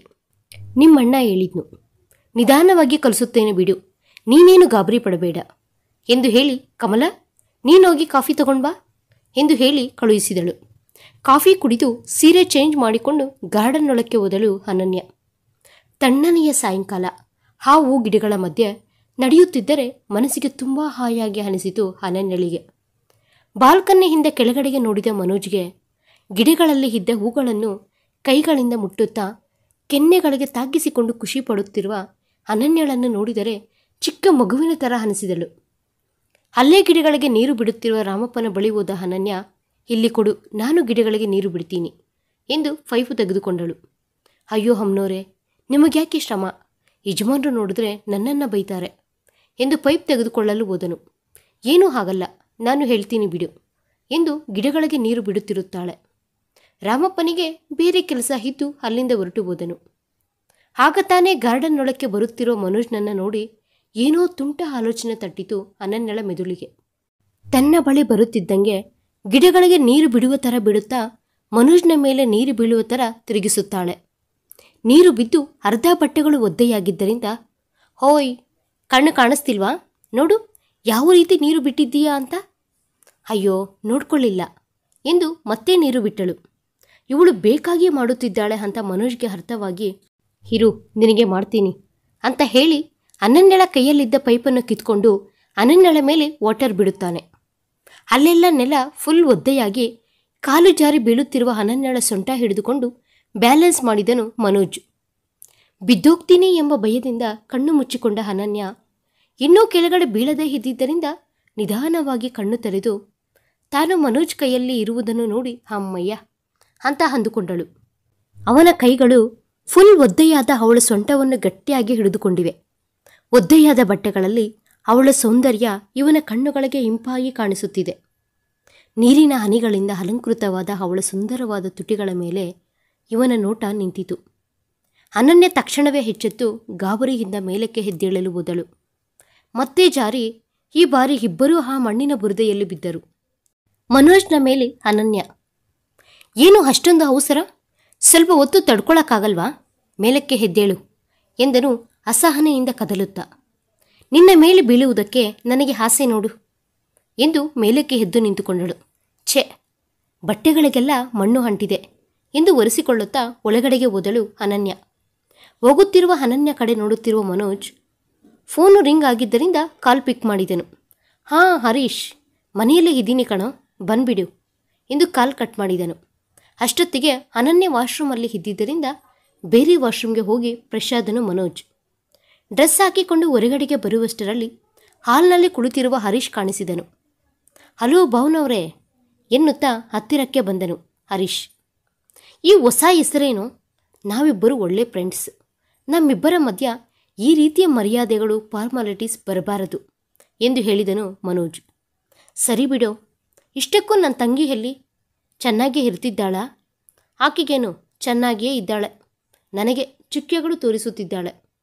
ರಾಮನ ಥರ ಇರುವ ನನಗೆ ಶೂರ್ಪನಖಿ ಥರ ಇರುವ ನಿನ್ನ ತಂಗಿಯನ್ನು ಕೊಟ್ಟು ಮದುವೆ ಮಾಡಿಸಿದಲ್ಲೋ ರಾಕ್ಷಸ ಎಂದನು ನಿಷ್ಠೂರದಿಂದ.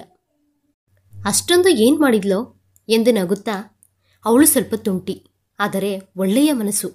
ಇಷ್ಟವಿಲ್ಲದೆ ನಡೆಯಿತು ಅಲ್ವಾ, ಅದಕ್ಕೆ ಸ್ವಲ್ಪ ಟೈಮ್ ಹಿಡಿಯುತ್ತದೆ ಎಂದನು ಕೈಗಳು ಹಿಡಿದುಕೊಂಡು. ಐ ಅಂಡರ್ಸ್ಟ್ಯಾಂಡ್, ಜಸ್ಟ್ ಕ್ಯಾಜುಯಲ್ ಆಗಿ ಅಂದೆ ಬಿಡೋ ಎಂದನು ಮನೋಜ್. ಅಷ್ಟರಲ್ಲೇ ಸ್ನಾನ ಮಾಡಿ ರೆಡಿಯಾಗಿ ಹೊರಗಡೆಗೆ ಬಂದ ಅನನ್ಯ ಹರೀಶ್ನನ್ನ ನೋಡಿ ಓಡಿ ಬಂದಳು. ಚೆನ್ನಾಗಿದ್ದೀಯಾ ಅಣ್ಣ ಎಂದಳು ಮುಗುಳ್ನಗೆಯಿಂದ. ಹರೀಶ್ ಎದ್ದು ಅನನ್ಯಳನ್ನು ಹಗ್ ಮಾಡಿಕೊಂಡನು. ಚೆನ್ನಾಗಿದ್ದೀನಿ ಕಣೋ. ಮನೆಯಲ್ಲಿ ಒಂಟಿಯಾಗಿ ಇದ್ದರೆ ನೀನೇ ನೆನಪಿಗೆ ಬರ್ತಿದೀಯ ಕಣೋ. ಆಚಾರ ಪ್ರಕಾರ ನಿಮ್ಮಿಬ್ಬರನ್ನು ಕರೆದುಕೊಂಡು ಹೋಗಬೇಕು.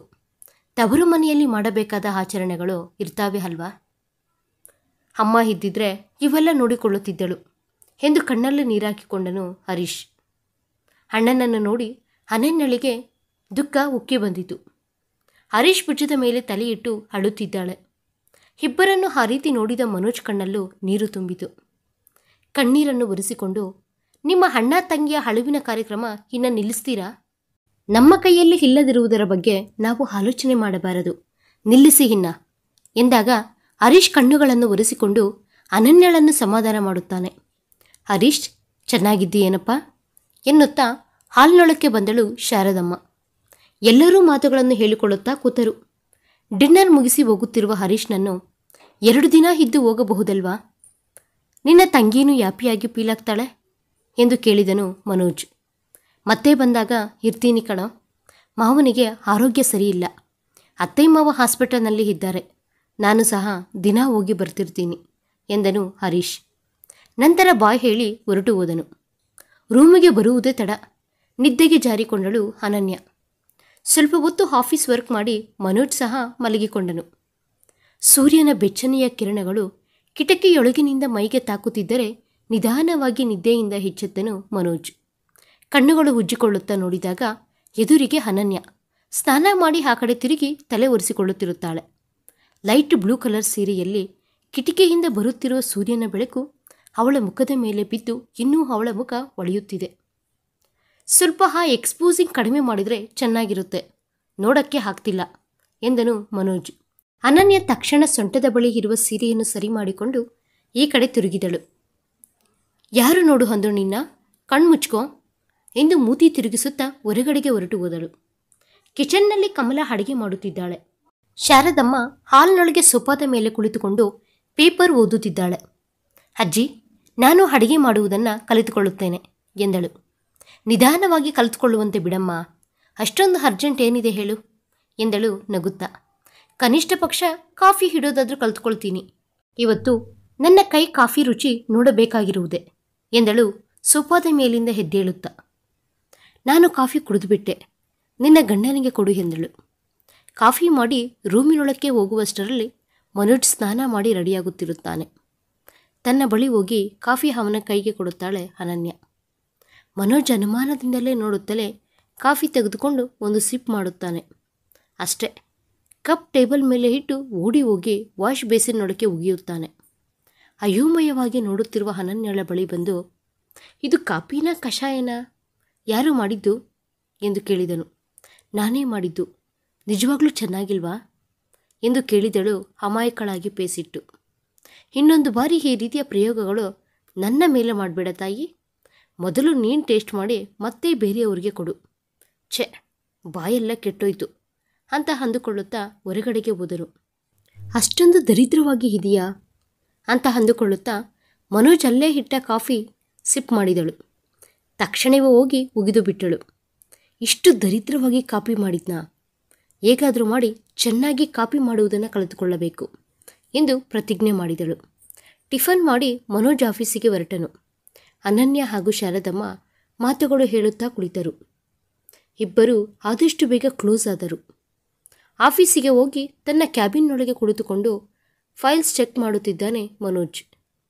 ಮೇ ಐ ಕಮಿಂಗ್ ಸರ್ ಎಂಬ ಕೂಗಿಗೆ ತಲೆ ಎತ್ತಿ ಪ್ರಿಯಳನ್ನು ನೋಡಿ ಎಸ್ ಕಮಿನ್ ಎಂದನು. ಮೀಟಿಂಗ್ ಪ್ರಾಜೆಕ್ಟ್ ಶೆಡ್ಯೂಲ್ ಡೀಟೇಲ್ಸ್ ಹೇಳಿ. ಸರ್, ನಿಮಗೆ ಮದುವೆ ನಡೀತಂತೆ ಎಂದು ಕೇಳಿದಳು.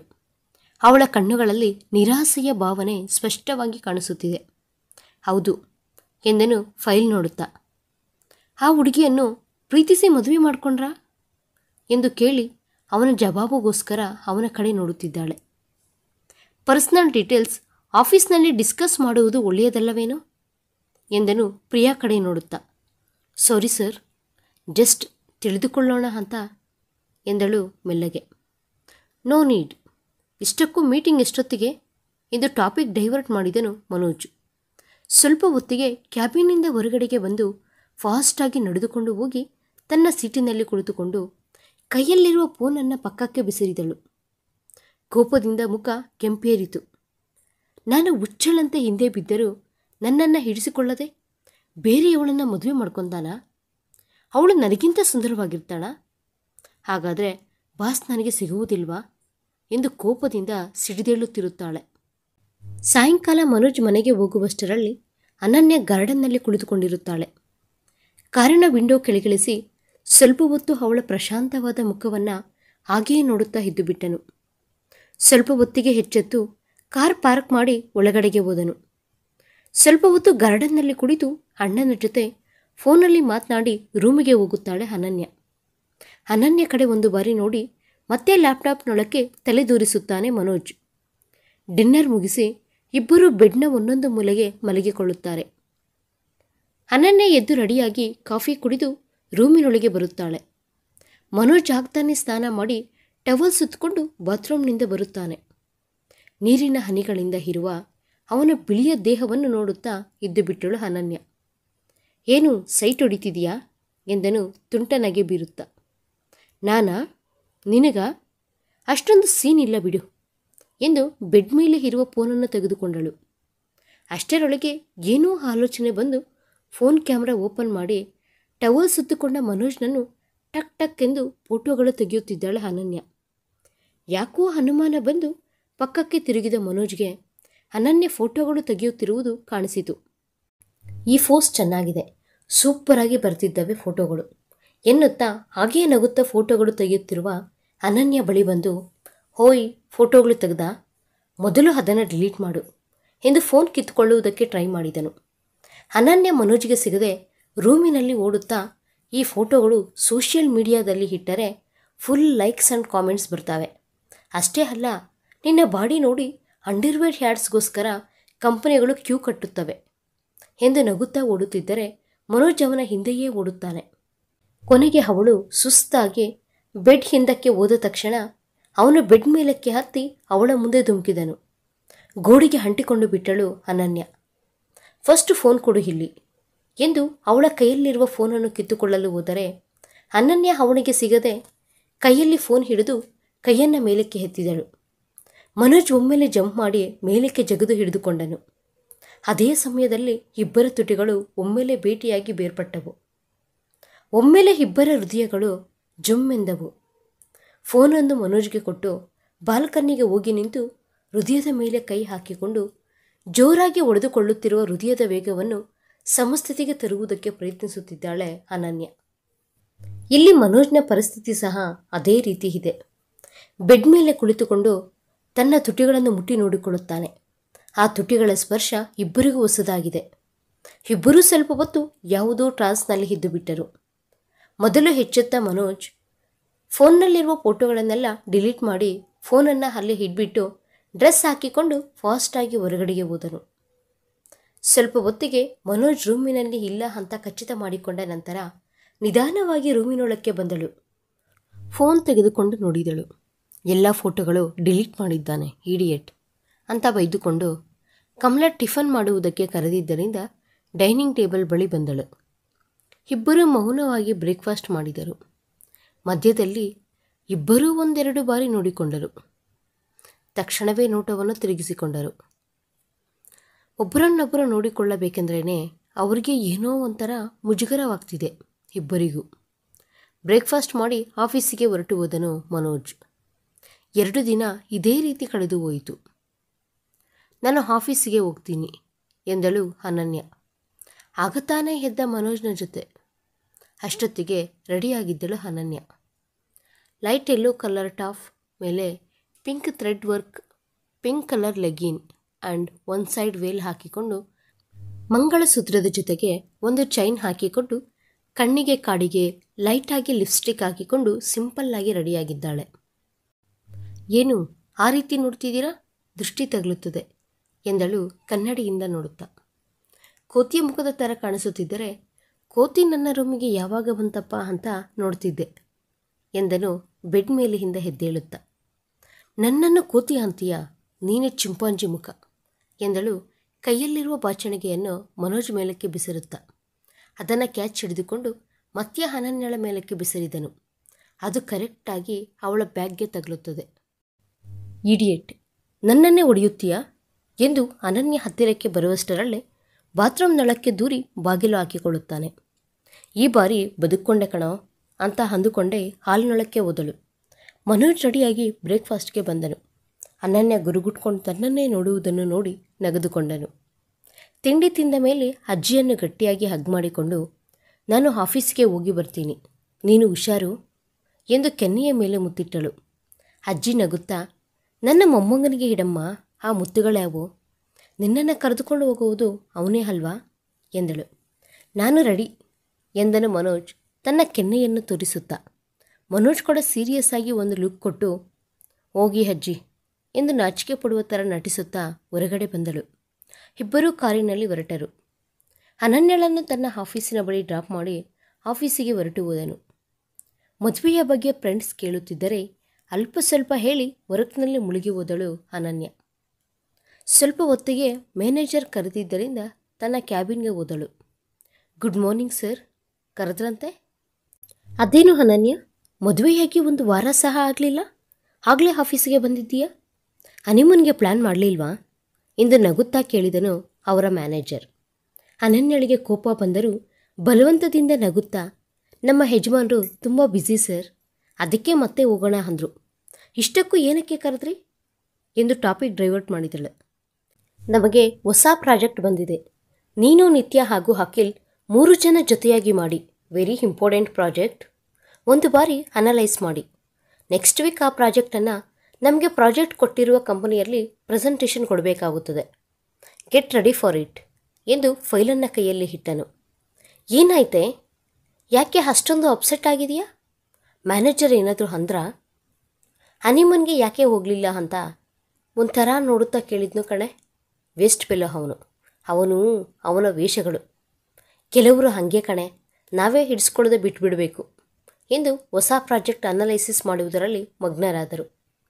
ಮನೋಜ್ ಲಂಚ್ ಟೈಮಲ್ಲಿ ಫೋನ್ ಮಾಡಿ ಹೊರಗಡೆ ವೆಯ್ಟ್ ಮಾಡ್ತಿದ್ದೀನಿ ಬಾ ಎಂದು ಹೇಳಿ ಕಾಲ್ ಕಟ್ ಮಾಡಿದನು.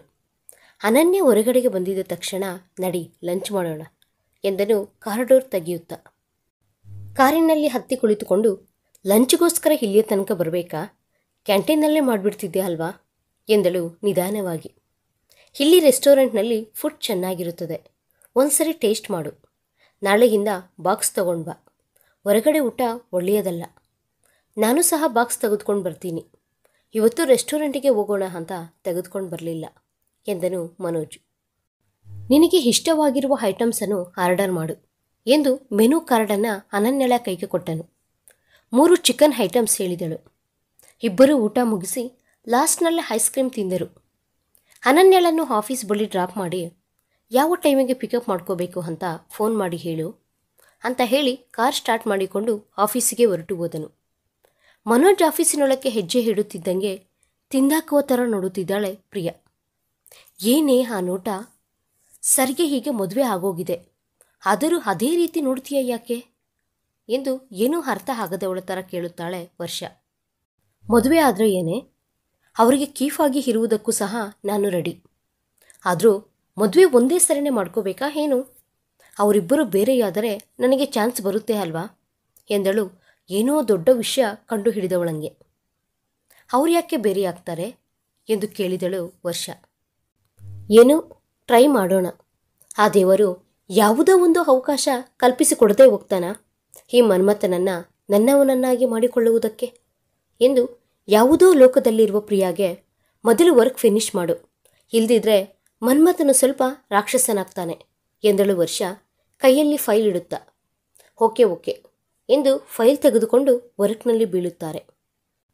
ಅನಂತರ ಮನೋಜ್ ಬಳಿ ಹೋಗಿ, ಸರ್, ನಾನು ಪ್ರಾಜೆಕ್ಟ್ಗೆ ಸಂಬಂಧಿಸಿದ ಫೈಲನ್ನು ರೆಡಿ ಮಾಡಿದ್ದೀನಿ, ನೀವು ಒಂದ್ಸರಿ ನೋಡಿ ಎಂದು ಕೈಗೆ ಕೊಟ್ಟಳು ಅವನ ಮೇಲ್ಮೇಲಕ್ಕೆ ಬಗ್ಗುತ್ತಾ.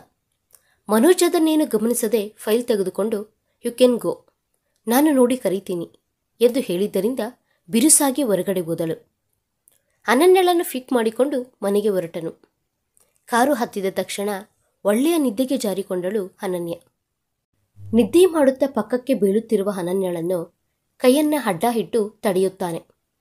ದಾರಿಯಲ್ಲಿ ಹಳ್ಳ ಕೊಳ್ಳಗಳು ಜಾಸ್ತಿ ಇದ್ದಿದ್ದರಿಂದ ಅದೇ ರೀತಿ ಪಕ್ಕಕ್ಕೆ ವಾಲುತ್ತಿದ್ದಳು.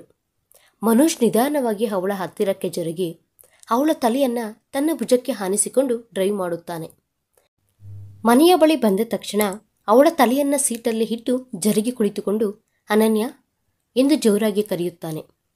ಕಣ್ಣು ತೆರೆದು ಚೆನ್ನಾಗಿ ನಿದ್ದೆ ಹಿಡಿದುಬಿಡ್ತು ಎಂದು ಹಾಕಳಿಸುತ್ತಾ ಕಾರು ಹಿಡಿದು ಒಳಗಡೆಗೆ ಹೋದಳು. ಕಾಫಿ ರೆಡಿ ಎಂದು ಟ್ರೈನಲ್ಲಿ ಕಾಫಿ ಕಪ್ಪುಗಳನ್ನು ಇಟ್ಟು ತೆಗೆದುಕೊಂಡು ಬರುತ್ತಾಳೆ. ಹಾಲ್ನಲ್ಲಿ ಕುಳಿತುಕೊಂಡಿರುವ ಶಾರದಮ್ಮ ಮನೋಜ್ನ ಬಳಿ. ಅಮ್ಮೋ, ನಿನ್ನ ಕೈ ಕಾಫಿನಾ? ನನ್ನಿಂದ ಆಗಲ್ಲಮ್ಮ. ಅಜ್ಜಿ, ನೀನು ಸಹ ಕುಡಿಬೇಡ, ಇಲ್ಲ ಸಲ್ಲದ ರೋಗಗಳು ಅಂಟಿಕೊಳ್ಳುತ್ತವೆ ಎಂದನು ಮನೋಜ್. ಲೋ, ಆ ಹುಡುಗಿಯನ್ನ ಯಾಕೋ ಅಳಿಸ್ತೀಯಾ? ಒಂದ್ಸರಿ ಕುಡಿದು ನೋಡೋಣ ಎಂದಳು ಶಾರದಮ್ಮ. ನಾನು ಚೆನ್ನಾಗಿಯೇ ಮಾಡಿದ್ದೇನೆ, ಈ ಸರಿ ನಂಬಬಹುದು, ಒಂದು ಬಾರಿ ಟ್ರೈ ಮಾಡು ಎಂದಳು ಕಾಫಿ ಕಪ್ಗೆ ಕೈಗೆ ಕೊಡುತ್ತಾ.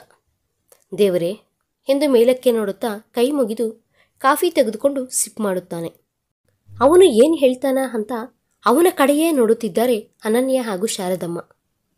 ಪರವಾಗಿಲ್ಲ, ಚೆನ್ನಾಗಿಯೇ ಇದೆ, ಚೆನ್ನಾಗಿದೆ, ಚೆನ್ನಾಗಿ ಡೆವಲಪ್ ಆಗಿದೆಯಾ, ಗುಡ್ ಎಂದನು ಅಪ್ರಿಷಿಯೇಟ್ ಮಾಡುವ ಥರ. ಅನನ್ಯ ಹುಬ್ಬಿ ಹೋದಳು. ಶಾರದಮ್ಮ ಸಹ ಟೇಸ್ಟ್ ಮಾಡಿ ಚೆನ್ನಾಗಿದೆ ಎಂದಳು. ಇವತ್ತು ಅಡುಗೆ ಸಹ ನಾನೇ ಮಾಡ್ತೀನಿ ಎಂದಳು ಅನನ್ಯ ಸಂತೋಷದಿಂದ. ಏನು, ಅಡುಗೆನಾ ನೀನು ಮಾಡ್ತೀಯಾ? ಇವತ್ತು ನಾವು ಹೊಟ್ಟೆ ಹಸುವಿನಿಂದ ಇರಬೇಕು ಅಂತ ಡಿಸೈಡ್ ಆಗಿದ್ದೀಯಾ ಏನು ಎಂದನು ಮನೋಜ್. ಆ ರೀತಿಯೆಲ್ಲ ಯಾಕೋ ಅಂತೀಯ? ನಿನಗೆ ತನ್ನ ಕೈಗಳಿಂದ ಮಾಡಿಡಬೇಕು ಅಂತ ಆಸೆ ಪಡ್ತಿದ್ದಾಳೆ, ಟ್ರೈ ಮಾಡಲು ಬಿಡು ಅಂತ ಹೇಳಿ ಅನನ್ಯ ಕಡೆ ತಿರುಗಿ ಕಮಲ ಸಹಾಯ ತೆಗೆದುಕೊಂಡು ಮಾಡು ಎಂದಳು. ಸರಿ ಅಜ್ಜಿ ಎಂದು ಕಾಫಿ ಕಪ್ಪುಗಳನ್ನು ಸಿಂಕಲ್ಲಿ ಇಟ್ಟು ಕಮಲ ಬಳಿ ಹೋಗಿ ಸೆಟ್ಲಾದಳು. 2 ಗಂಟೆ ಹೊತ್ತು ಅಡುಗೆ ಮನೆಯಲ್ಲಿ ಕುಸ್ತಿ ಮಾಡಿ ಅಂತೂ ಇಂತೂ ಅಡುಗೆ ರೆಡಿ ಮಾಡಿ ಡೈನಿಂಗ್ ಟೇಬಲ್ ಮೇಲೆ ಎಲ್ಲ ಇಟ್ಟು ಫ್ರೆಶ್ ಆಗುವುದಕ್ಕೆ ಹೋದಳು. ಊಟದ ಸಮಯಕ್ಕೆ ಶಾರದಮ್ಮ ಹಾಗೂ ಮನೋಜ್ ತಿನ್ನುವುದಕ್ಕೆ ಕುಳಿತುಕೊಂಡರೆ ತಾನು ಕಷ್ಟಪಟ್ಟು ಮಾಡಿದ ಅಡುಗೆಗಳು ಎಣ್ಣೆ ಬದನೆಕಾಯಿ, ಬೆಂಡೆಕಾಯಿ ಫ್ರೈ, ನುಗ್ಗೆಕಾಯಿ ಸಾಂಬಾರ್, ಅನ್ನ ಎಲ್ಲವನ್ನೂ ಬಡಿಸಿದಳು. ದೇವರೇ, ನಿನ್ನ ಮೇಲೆ ಭಾರ ಹಾಕಿ ತಿನ್ನುತ್ತಿದ್ದೇನೆ ಅಂತ ಮೇಲಕ್ಕೆ ನೋಡಿ ಕೈ ಮುಗಿದು ಟೇಸ್ಟ್ ಮಾಡಿದನು ಮನೋಜ್. ತುತ್ತನ್ನು ಗಂಟೆಲಲ್ಲೇ ನಿಲ್ಲಿಸಿ ಅನನ್ಯ ಕಡೆ ನೋಡಿದನು. ಚೆನ್ನಾಗಿಲ್ವಾ ಎಂದು ಗಾಬರಿಯಿಂದ ಅವನನ್ನೇ ನೋಡುತ್ತಿದ್ದಾಳೆ.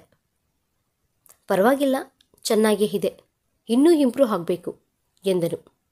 ನಾನು ಹೇಳ್ದೆ ಅಲ್ವಾ, ಈ ಅನನ್ಯ ಏನಾದರೂ ಡಿಸೈಡ್ ಆದರೆ ತಕ್ಷಣವೇ ಕಲ್ತ್ಕೊಂಡು ಬಿಡ್ತಾಳೆ ಅಂತ. ಶಬಾಷ್ ಅನನ್ಯ, ಶಬಾಷ್ ಎಂದು ತನ್ನ ಭುಜವನ್ನು ತಾನೇ ತಟ್ಟಿಕೊಂಡಳು ಅನನ್ಯ. ಅಡುಗೆಗಳು ಚೆನ್ನಾಗಿದ್ದಾವೆ, ನೀನು ಕೂಡ ಬಂದು ಕುಳಿತುಕೋ, ಕಮಲ ಬಡಿಸುತ್ತಾಳೆ ಎಂದಳು ಶಾರದಮ್ಮ. ಸರಿ ಅಜ್ಜಿ ಎಂದು ಬಂದು ಕುಳಿತುಕೊಂಡಳು. ಎಲ್ಲರೂ ಊಟ ಮುಗಿಸಿದರು. ಅನನ್ಯ ಅಜ್ಜಿ ಬಳಿ ಹೋಗಿ ಮಾತುಗಳು ಹೇಳಿಕೊಳ್ಳುತ್ತಾ ಕುಳಿತಳು. ಶಾರದಮ್ಮ ತನ್ನ ಸಣ್ಣ ವಯಸ್ಸಿನ ವಿಷಯಗಳು, ಅವರ ಗಂಡನ ಬಗ್ಗೆ ಹಾಗೂ ಮನೋಜ್ನ ಬಗ್ಗೆ ಜಾಸ್ತಿ ಹೇಳುತ್ತಿದ್ದರು. ಮನೋಜ್ ಅಪ್ಪ ಅಮ್ಮ ಯಾವ ರೀತಿ ಸತ್ತೋದ್ರು ಅಂತ ತಿಳಿದುಕೊಳ್ಳಬೇಕೆಂದುಕೊಂಡ ಅನನ್ಯ ಮತ್ತೆ ಅವರಿಗೆ ಹಳೆಯ ವಿಷಯಗಳನ್ನು ನೆನಪು ಮಾಡಿ ಅಜ್ಜಿಗೆ ನೋವು ಮಾಡುವುದು ಇಷ್ಟವಿಲ್ಲದೆ ಕೇಳದೆ ಸುಮ್ಮನಾಗಿ ಬಿಟ್ಟಳು. ಅನನ್ಯ ರೂಮಿಗೆ ಬರುವಷ್ಟರಲ್ಲಿ ಮನೋಜ್ ಲ್ಯಾಪ್ಟಾಪ್ ಮುಂದೆ ಇಟ್ಟುಕೊಂಡು ಹಾಗೇ ನಿದ್ದೆ ಮಾಡಿಬಿಟ್ಟಿದ್ದನು. ನಾನೇ ಅಂದರೆ ನನಗಿಂತ ಜಾಸ್ತಿ ನಿದ್ದೆ ಮಾಡುವವನ ಥರ ಕಾಣಿಸುತ್ತಿದ್ದಾನೆ ಅಂತ ಅಂದುಕೊಂಡು ಮಲಗಿಕೊಂಡಳು. ಮತ್ತೆ ಅವನ ಕಡೆ ತಿರುಗಿ ಎಬ್ಸೋಣ, ಇಲ್ದಿದ್ರೆ ರಾತ್ರಿಯೆಲ್ಲ ಅದೇ ರೀತಿ ಮಲಗುವ ಥರ ಕಾಣಿಸುತ್ತಿದ್ದಾನೆ ಅಂತ ಎದ್ದು ಲ್ಯಾಪ್ಟಾಪ್ ತೆಗೆದು ಟೇಬಲ್ ಮೇಲೆ ಇಟ್ಟಳು. ಹಲೋ, ಎದ್ದೇಳಿ ಎಂದು ಭುಜದ ಮೇಲೆ ತಟ್ಟಿದಳು. ಜೋರಾಗಿ ಕೂಗಿದರೂ ಎದ್ದೇಳದೇ ಇದ್ದಿದ್ದರಿಂದ ಹತ್ತಿರಕ್ಕೆ ಹೋಗಿ ಕಿವಿಯಲ್ಲಿ ಜೋರಾಗಿ ಮನೋಜ್ ಎಂದು ಕಿರುಚಿದಳು. ಆ ಕೂಗಿಗೆ ಬೆಚ್ಚಿಬಿದ್ದು ಕಣ್ಣು ತೆರೆದನು ಮನೋಜ್. ಏನೇ ಆ ರೀತಿ ಕಿರ್ಚುತ್ತಿದ್ದೀಯಾ? ನಿಧಾನವಾಗಿ ಎಬ್ಬಿಸಬಹುದಲ್ವಾ ಎಂದು ಮತ್ತಾಗಿ ಇದ್ದಿದ್ದರಿಂದ ಮತ್ತೆ ಹಾಗೆಯೇ ಮಲಗಿಕೊಂಡು ಬಿಟ್ಟನು. ಮಲಗಿಕೊಂಡ ಅನನ್ಯ, ಇವನಿಗೆ ಅನುಮಾನ ಬರದೆ ಚೆನ್ನಾಗೇ ಮ್ಯಾನೇಜ್ ಮಾಡ್ತಿದ್ದೀನಿ. ಆದರೆ ಅಣ್ಣನನ್ನು ನೋಯಿಸದೆ ಇವನನ್ನು ನನ್ನ ಲೈಫ್ನಿಂದ ಹೇಗೆ ತಪ್ಪಿಸಬೇಕು ಎಂದು ಕೆನ್ನೆಯ ಮೇಲೆ ಬೆರಳಿಟ್ಕೊಂಡು ತನ್ನ ಸಣ್ಣ ಮೆದುಳಿಗೆ ಕೆಲಸ ಕೊಟ್ಟಳು. ಐಡಿಯಾ ಎಂದು ಬಲ್ಪು ಒಳೆಯುವ ಥರ ಮುಖ ಇಟ್ಟು, ಇವನು ಯಾರನ್ನಾದರೂ ಪ್ರೀತಿಸಿದನಾ ಅಥವಾ ಇವನನ್ನು ಯಾರಾದರೂ ಪ್ರೀತಿಸಿದ್ದಾರಾ ಅಂತ ತಿಳಿದುಕೊಂಡು ಅವರಿಬ್ಬರನ್ನು ಒಂದು ಮಾಡಿದರೆ ಆಗ ಅವನಷ್ಟಕ್ಕೆ ಅವನೇ ನನ್ನಿಂದ ದೂರ ಆಗ್ತಾನೆ ಅಲ್ವಾ? ಹಬ್ಬ, ಎಷ್ಟೊಂದು ಒಳ್ಳೆ ಐಡಿಯಾ ಬಂತು ಕಣೆ ಅನನ್ಯ ನಿನಗೆ. ನಾಳೆಯಿಂದ ಅವನ ಮೇಲೆ ಒಂದು ಕಣ್ಣಿಡಬೇಕು ಅಂತ ಅಂದುಕೊಂಡು ಮಲಗಿಕೊಂಡಳು. ದಿನಗಳು ಕಳೆಯುತ್ತಿದ್ದಾವೆ. ಇಬ್ಬರು ಟಾಮ್ ಅಂಡ್ ಜೆರಿ ಥರ ಪ್ರತಿದಿನ ಯಾವುದೋ ಒಂದು ವಿಷಯಕ್ಕೆ ಬೈದುಕೊಳ್ಳುತ್ತಲೇ ಇರ್ತಾರೆ. ಮನೋಜ್ ಯಾವ ಹುಡುಗಿಯ ಜೊತೆಯಲ್ಲೂ ಜಗಳ ಆಡಿದ್ದೇ ಇಲ್ಲ. ಅನನ್ಯಳ ತುಂಟ ಚೇಷ್ಟೆಗಳು ಮನೋಜ್ಗೆ ತುಂಬ ಇಷ್ಟವಾಗುತ್ತಿದ್ದವು.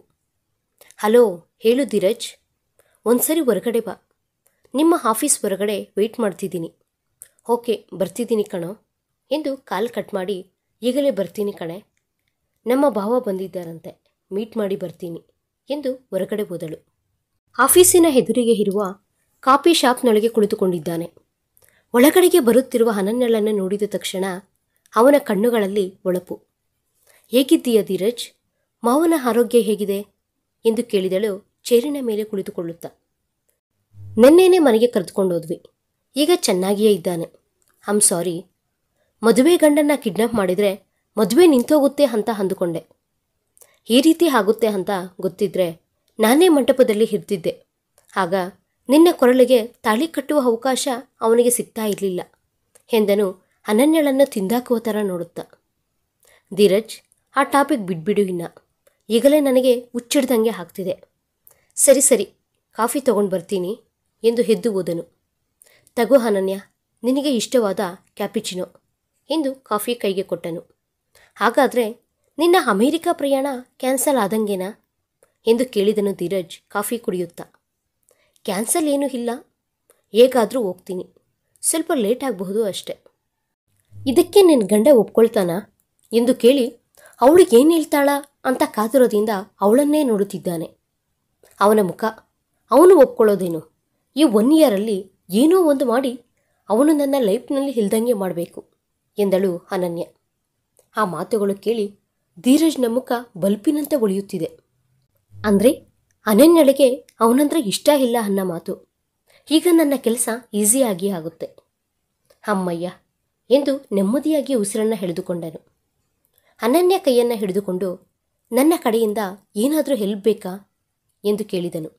ತಕ್ಷಣ ಅನನ್ಯ ಅವಳ ಕೈಯನ್ನು ಹಿಂದಕ್ಕೆ ತೆಗೆದುಕೊಂಡು, ನಾನೇ ನೋಡ್ಕೊಳ್ತೇನೆ, ನೀನೇನು ಇನ್ವಾಲ್ವ್ ಆಗೋದು ಬೇಡ, ಏನಾದರೂ ಹೆಲ್ಪ್ ಬೇಕಿದ್ರೆ ನಾನೇ ಕೇಳ್ತೀನಿ ಎಂದು ಟೈಮ್ ನೋಡಿಕೊಂಡು, ನನಗೆ ಮೀಟಿಂಗ್ಗೆ ಟೈಮ್ ಆಗ್ತಿದೆ, ನಡಿ ಹೋಗೋಣ ಎಂದು ಮೇಲಕ್ಕೆದ್ದೇಳುತ್ತಾಳೆ.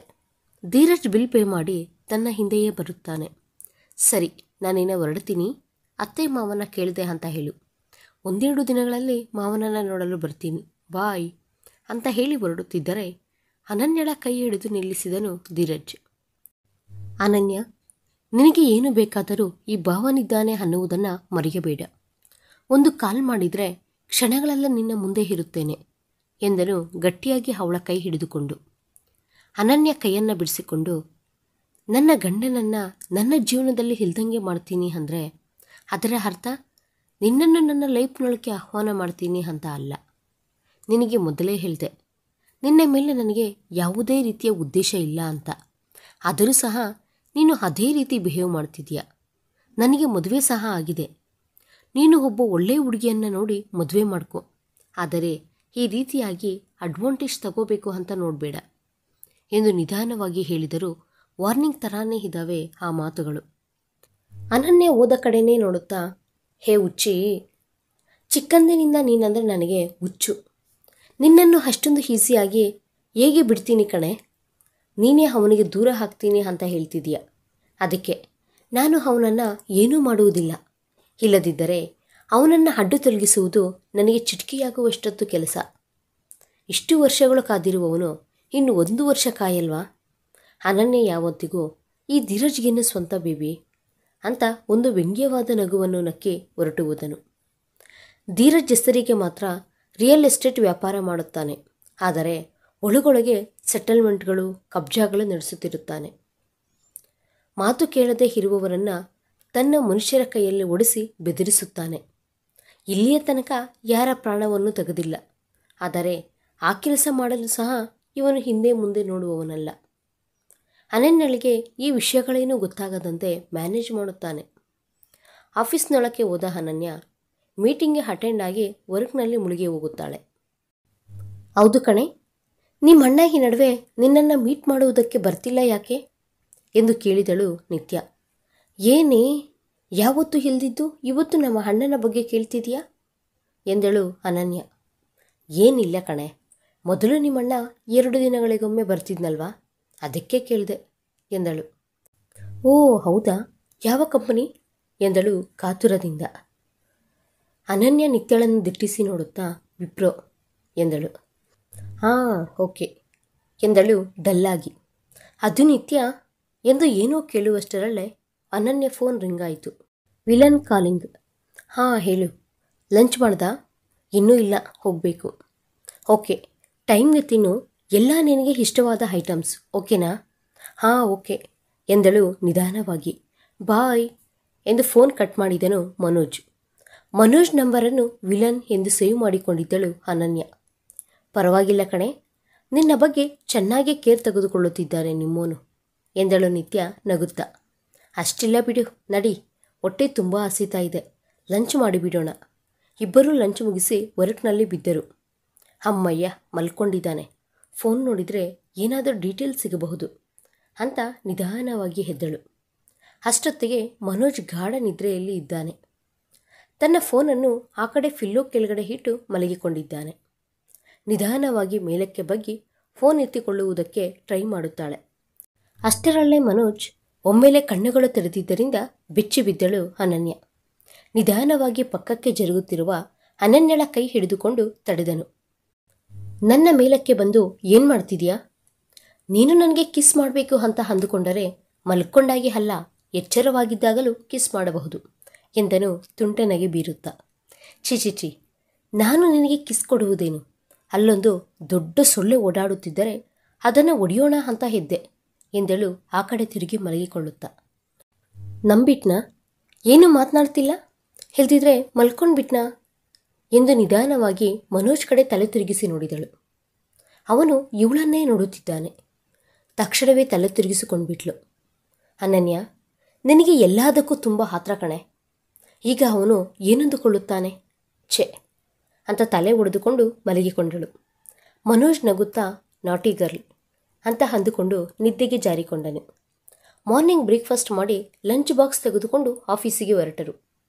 White shirt, black formal pant ನೀಟಾಗಿ ಟಕ್ ಮಾಡಿಕೊಂಡು ಸ್ಟೈಲಿಶ್ ಆಗಿ ಆಫೀಸಿಗೆ ಬಂದ ಮನೋಜ್ನನ್ನು ಕಣ್ಣು ಬಾಯಿ ಬಿಟ್ಕೊಂಡು ನೋಡುತ್ತಾ ಇದ್ದು ಬಿಟ್ಟಳು ಪ್ರಿಯಾ. ಪ್ರಿಯಳನ್ನು ಗಮನಿಸಿದ ಅಭಿ ಅವಳ ಬಳಿ ಹೋಗಿ, ಬಾಯೊಳಗೆ ನೊಣಗಳು ಹೋಗ್ತಾವೆ, ಸ್ವಲ್ಪ ಬಾಯಿ ಮುಚ್ಚು ಎಂದು ಅವಳಿಗೆ ಮಾತ್ರ ಕೇಳಿಸುವ ಥರ ಹೇಳಿ ನಗುತ್ತಾ ಮನೋಜ್ಗೆ ಎದುರೋದನು. ಇವನೊಬ್ನು ಮಧ್ಯದಲ್ಲಿ. ಬಾಸ್ನನ್ನು ನೋಡುತ್ತಿದ್ದರೆ ಯಾವಾಗ ಅವನ ಬಿಗಿ ಹಪ್ಪುಗೆಯಲ್ಲಿ ಬಂದಿ ಹಾಕ್ತೀನಿ ಅಂತ ಅನಿಸುತ್ತಿದೆ. ಆದರೆ ಇವರೇನೋ ನನ್ನ ಕಡೆ ಕಣ್ಣೆತ್ತಿ ಸಹ ನೋಡುತ್ತಿಲ್ಲ. ಯಾವುದೋ ಒಂದು ಪ್ಲ್ಯಾನ್ ಆಲೋಚನೆ ಮಾಡಬೇಕು ಅಂತ ಸ್ವಲ್ಪ ಹೊತ್ತು ಥಿಂಕ್ ಮಾಡಿ ಯಾವುದೋ ಆಲೋಚನೆ ಒಳೆದು ಮುಖ ಅರಳಿತು. ಪರ್ಫೆಕ್ಟು, ಈ ಐಡಿಯಾನ ತಕ್ಷಣವೇ ಇಂಪ್ಲಿಮೆಂಟ್ ಮಾಡಬೇಕು ಅಂತ ಅಂದುಕೊಂಡು ಮನೋಜ್ ಕ್ಯಾಬಿನ್ಗೆ ಹೋಗ್ತಾಳೆ. ಪ್ರಿಯಾ, ಇವತ್ತಿನ ಮೀಟಿಂಗ್ ಟೈಮಿಂಗ್ಸ್ ಏನು ಎಂದು ಕೇಳಿದನು ಮನೋಜ್ ಸಿಸ್ಟಮ್ ಕಡೆ ನೋಡುತ್ತಲೇ.